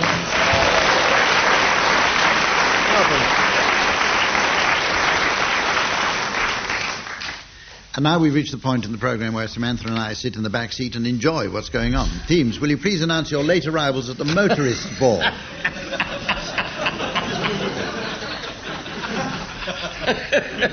I have nothing to add. All the way from Wales. We'll keep her welcome. They better add he'll be back soon. Will you welcome, please? Mr. and Mrs. Screen Wipers and their son Win Screen Wipers. Will you welcome from Sweden, please? Last year's model. With manual gears. From Spain. And from Germany, Hans Freefoam. And his friend Otto Bahn. Welcome. There's Mr. and Mrs. Amcones and their daughter Maud Amcones. That's rather touching because the band, Morris Oxford and his Music of the Motorways, is actually playing Send in the Cones as you speak. Morris Oxford. Oh, at school together with Morris Major and Morris Minor. He's brought his incontinent dog, 3.5 litre Rover.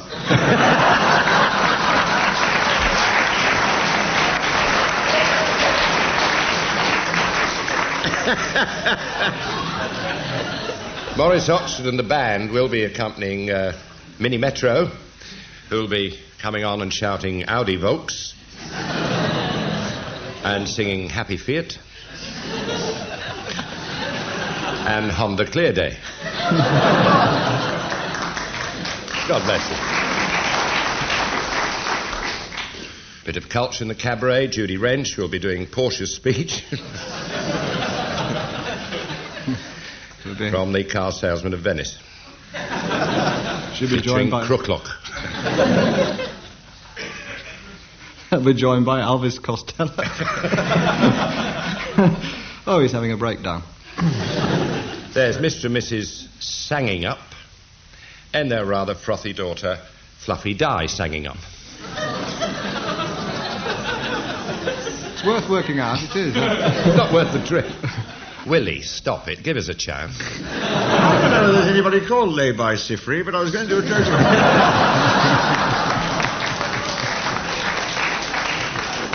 I don't think you should. No. A plane has flying over here has shed a load of car parts. It's raining Datsun cogs.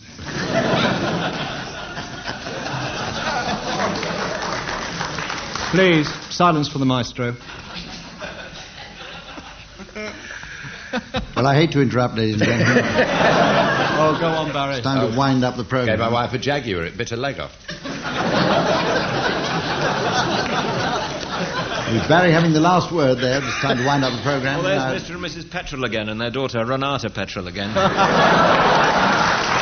it.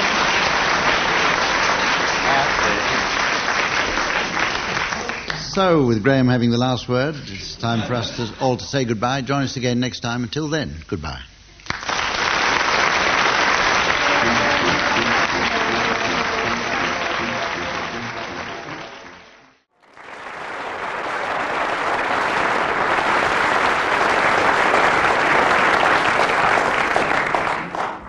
Hello and welcome. I'm delighted to say that this programme has just won an award for boosting listening figures. On Radio 3. Our teams are Tim Brooke-Taylor and Willie Rushton on my right.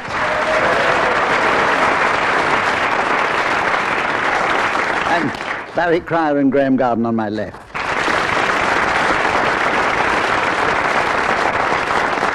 And we start with a game called Double Feature, which this round takes as its starting point the poverty of the international film industry. For economic reasons, new films have to be remakes of pairs of old films. Not only pairs, but a whole succession in many cases. And I want you to give me the resulting titles, team, and I'll award points for anything approaching humour. We'll start with you, Graeme Garden. Yes, well, they're going to remake Last Tango in Paris and An Evening's Intercourse with Barry Humphries. And that's going to be no sex, please. We're British. Right, Tim. Me? Tim Brooke-Taylor, yes. They're the producers of Seagulls Over Sorrento and Richard III have got together to produce Spotted Dick.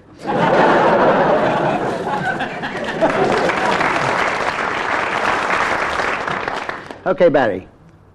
This is a bumper bundle. It's the old film, a remake of Take Me Out to the Ball Game, One Flew Over the Cuckoo's Nest, Dr. No, and One-Eyed Jacks, and it's called It Takes One to Know One. Thought it was raining in. Everybody so far has got a round of applause, except for Graeme Garden, which puts him ahead, and we go to you. Go to you, Willie Rushton. There's a rude amalgam of cats and dogs of war called It's Pissing Down.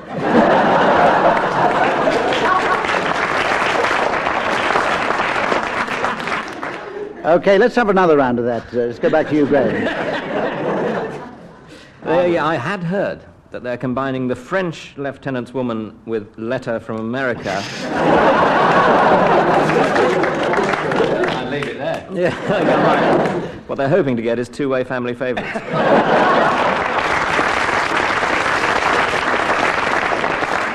Tim. Well, the makers of 39 Steps, 12 Angry Men, 101 Dalmatians, Dirty Dozen, Magnificent Seven and the 10 Commandments combined together to make 180! Actually, it was 181, but that didn't sound quite so good. Rather pathetic, really. Short pause while I cancel that round of applause in that case. Right, Barry.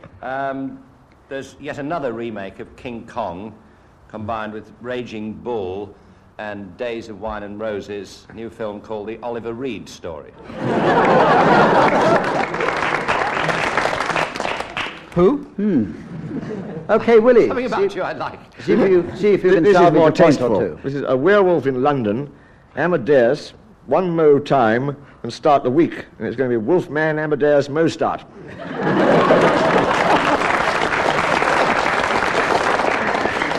Thank God for a bit of culture at long last. Just because I lost those points, I said that the writers of the manifestos of the Conservative and Labour Party and the Liberal SDP alliance have combined to produce the big screen version of I'm Sorry I Haven't a Clue.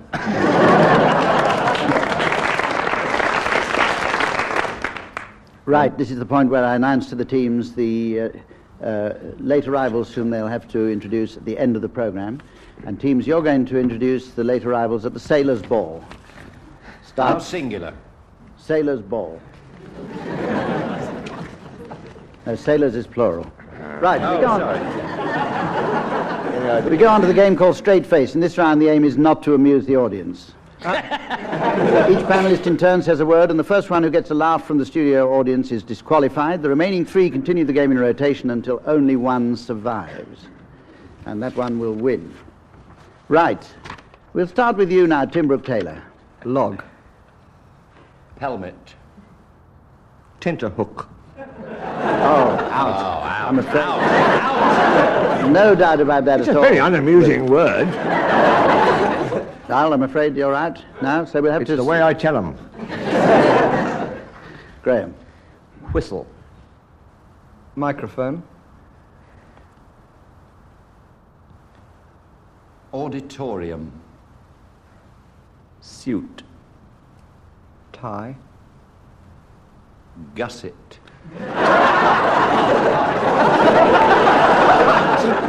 Sorry, Barry.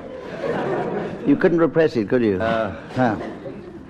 Okay, so it's now a ding-dong battle between Graeme Garden and Tim Brooke-Taylor. And we'll start... it goes over to you, Tim. Glass. Bottle. Blackboard. Snood. Snood? Snood. What is a snood? It's a sort of hat. Don't pretend to be too young. You remember a The snood. audience know what a snood is. You wore Two or one three for people years. wearing them. I believe it's a kind of headband. What am I entering this in for? You're out. Tim Brooke-Taylor's the winner.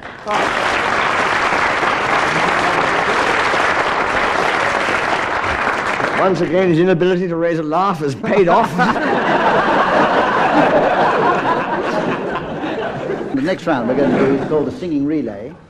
And this is the one where members of each team sing a song taking alternate words. And teams, if you get through the song, I shall make you do it again faster. We're going to start with you, Tim and Willie, as you're so far ahead. And I want you to sing the alternate words to My Old Man Said Follow the Van. My old man said, follow the van. Don't dilly-dally on the way. Off. Off. Went the cart with the home packed in it.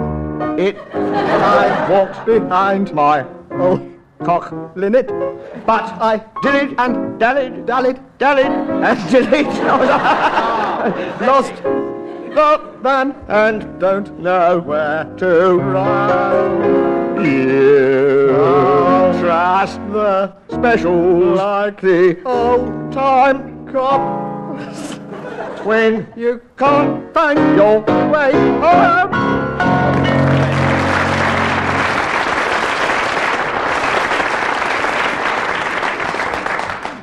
Pretty good, but not good enough. They did off together, though, in the beginning. That's why I haven't given them any marks so far. Oh. Till I've heard yours. Sorry, Mr. Mark. Graeme and Really Barry, pick them up. Your song is There's No Business Like Show Business. There's no business like show business, like no business I know. Everything about it is appealing. Everything the traffic will allow. Nowhere could you get that happy feeling when you are stealing that extra bow. There's no people like show people. They smile when they are low. Even with a turkey that you know will fall, you may be stranded out in the cold. Still, you wouldn't change it for a sack of gold. Let's go on with the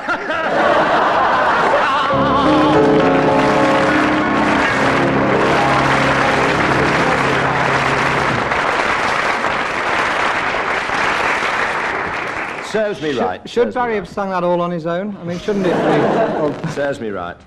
And you God dare did to- that. You dare to criticise the other team. Well, now, according to the audience, you were both equal on that, so very quickly, Colin Sell, if you don't mind, will you lead them into... First of all, Tim and Willie, I want you to sing your... And I'm going to be very strict with the timing this time. Sing your song faster than last time, starting now.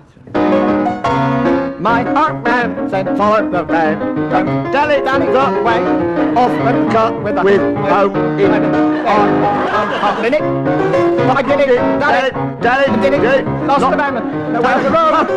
You can't pass special, comes cover, till you find your way home.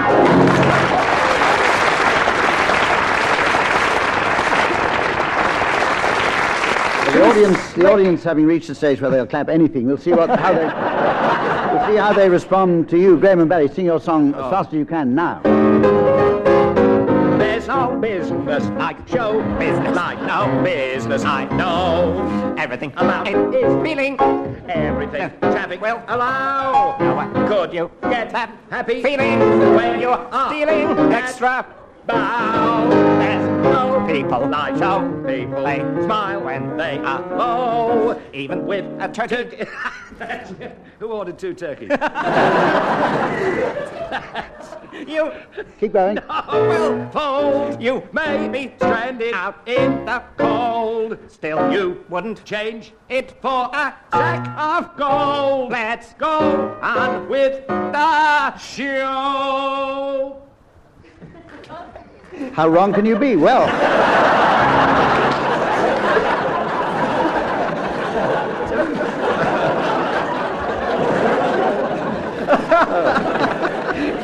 I love the big finish.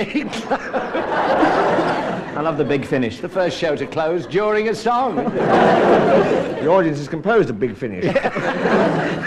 Right, well, Tim and Willie, you quite obviously won that one, and we go on to a game called Connection Quiz, and this is like Mastermind, except that it's played with a more uncomfortable chair.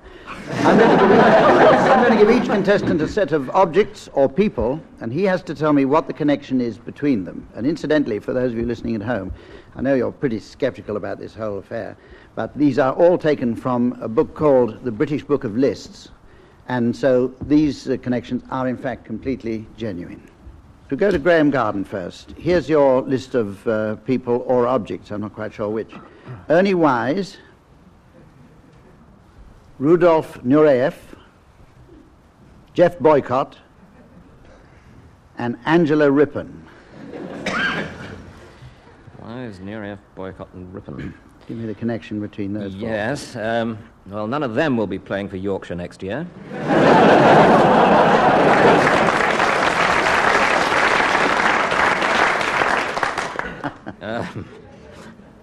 Though I don't think that's what you're looking for, is it, Hum? No. Not at the moment. They all have short, fat, hairy legs apart from Ernie Wise. Well, you're getting warm. Well, Legs. They've all got famous legs.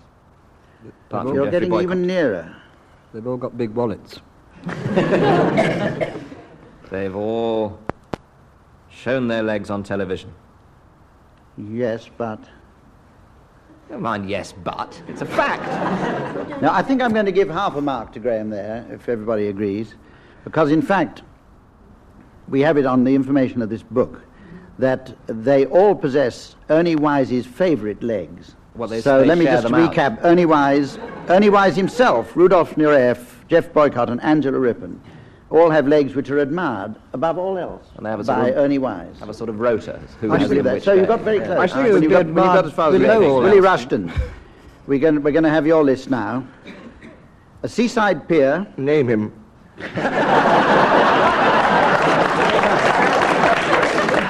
Why should he always get off lightly? Lord Helsham with the bells. Yes, that's him. A seaside pier, a harmonium, a navel cleaning brush, and a blow-up rubber woman. Lord Helsham. All found in Les Dawson's Christmas stockings.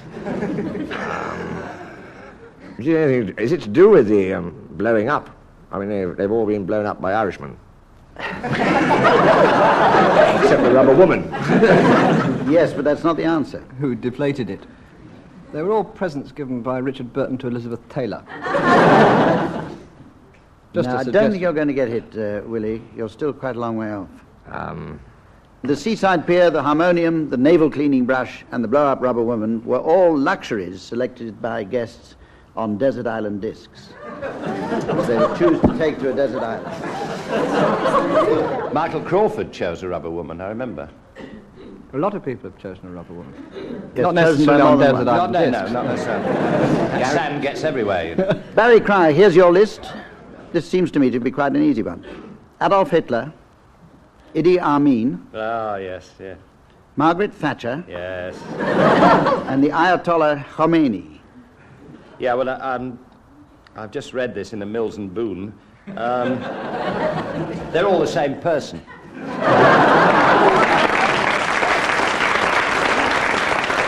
Because Hitler, as revealed in a recent play, was taken to the Brazilian jungle and had extensive plastic surgery, pigmentation treatment, and indeed a sex change.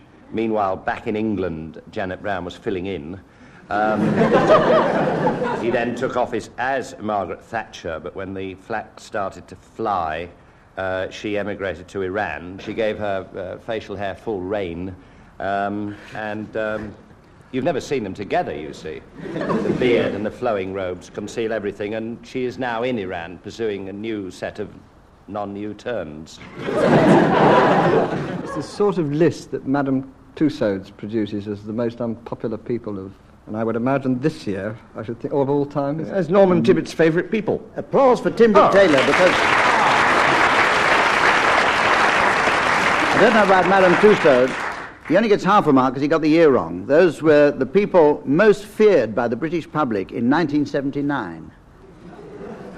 Hitler. They were worried about Hitler, that is what. Do they know something we don't? Tim Brooke-Taylor, here's your list now. Tiny Rowland, Mick Jagger, Kermit the Frog, and Enoch Powell. They've all got big mouths.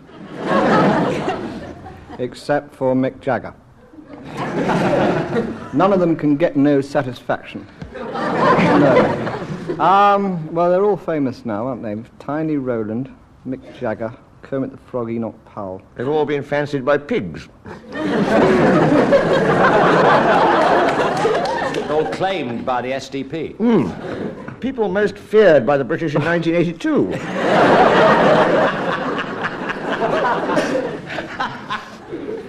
No, you're not going to get it, Tim. In fact, none of you are going to get it, as everybody's... Are you going to get it, Hump? He's on a promise, I believe. You've made it virtually impossible for me to give you the right answer. In the opinion of the actress Joan Collins, those four, Tiny Rowland, Mick Jagger, Kermit the Frog, and Enoch Powell, are the foremost charismatic men in the world. She'd know. So with half a mark to each team, it's really not worth putting it down. Did she mention why Mr. Rowland was called Tiny, by the way? And we all know about frogs. We have a round now called Pick-Up Song. In this round, a member of one team starts singing a song, then stops on a word in the lyric. A member of the opposing team must then take up that word, but sing a different song containing that word. Or indeed, let's make it more specific, a different song starting with that word. And as we did last time, teams, let me tell you that I will accept a syllable from that word. If you get a long word and it's too difficult, I will accept the closing syllable of the word for you to start your next song on. I hope you understand that, because I'm not very clear on it myself. And listen when you're talking. Let's have a look around and see who we start with. Those that aren't cowering in their seats. Well, Barry Cryer, I think you're going to start this one. Just a song at twilight, when the lights are... Ah, sweet mystery of life. The tune's good. I never liked the tune. I ignored the tune now. I hope you just go, amen. I don't know what happens next. Life. Life. You want to pass life on to Graeme. Life on the ocean wave is the only life for me. And my shadow walking down the avenue. New lamps for old.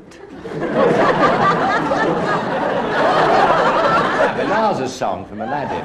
It's not strictly a song, that's a street more cry of old panto London. has rung to that, Humph. New. Susie like I know Susie. Oh, what? What a night it was, it really was such a night. Johnny Ray, what are you doing here? It's easy. Night, ladies. See you in the morning. Oh, what a beautiful day. I've got a wonderful feeling everything's going. Oh, they've gone. Going. To sit right down and write myself a letter. Letters in the sand. On a day like today. Meanwhile, back at the beach. Sand. Particularly hard for the chairman, this. Music. Oh. The hills are alive. Alive, alive, oh, alive, alive, oh, crying cockles and mussels alive. Stop on mussels is very good. Where did he stop, we ask ourselves? Live. I will no longer play for lovely you. bunch of coconuts. There they are, standing. Standing on the corner, watching all the girls go. Not a pretty sight. It keeps me quiet on the mornings. Go. Not while the bus is standing at the stop. Go. Finger.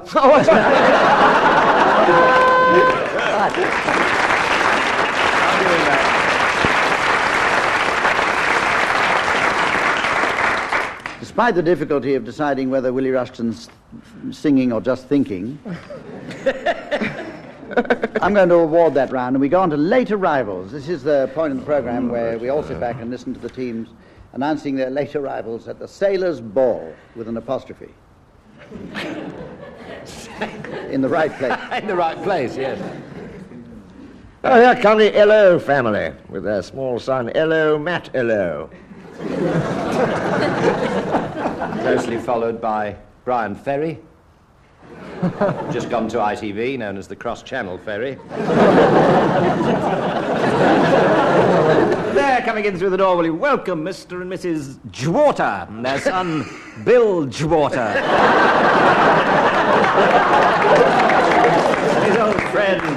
His old friend, Captain Hand. Would you put your hands together, please, for that well-known... He arrived at the ball earlier than the rest of us. You can sit on your hands if you prefer. A well-known maritime figure and panel game, Sailor the Sentry. Starring Nicholas Parsons with a vast behind. a naval. It sank with all trace. Only followed by a rear admiral. And a rather petty officer. Oh, there's Seafarer Fawcett. Naughty goal, naughty goal. Ah, look.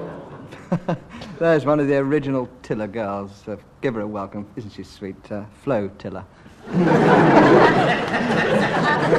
And her catamaran. And there, coming through the door, can it be? Yes, it is. Mr. and Mrs. Dupshy Rises. And their rather posh daughter, Hooray and Dupshy Rises.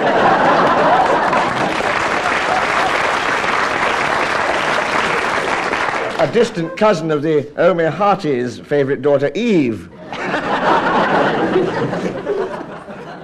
All the way from Africa, Umbak. No, not dat Umbak, disembark.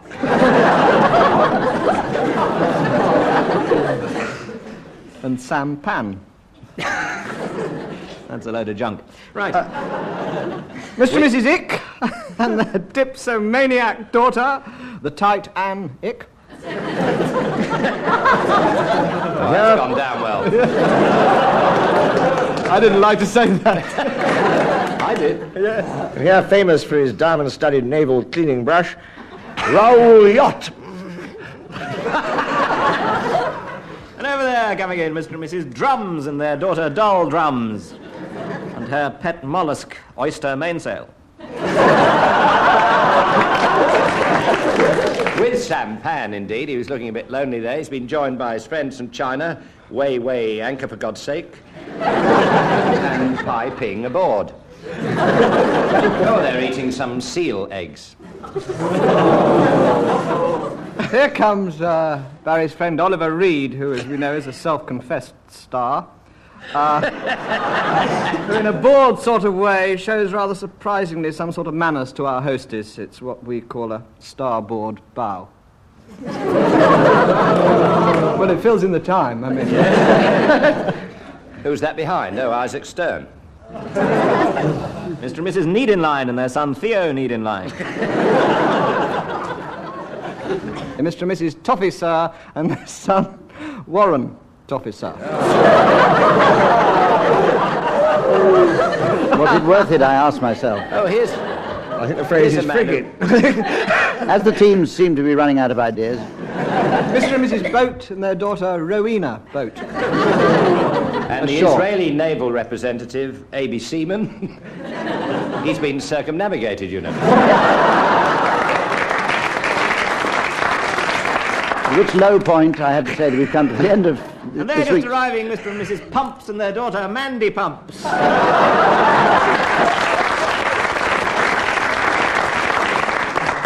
That's all for this week from all of us. Until next week, goodbye.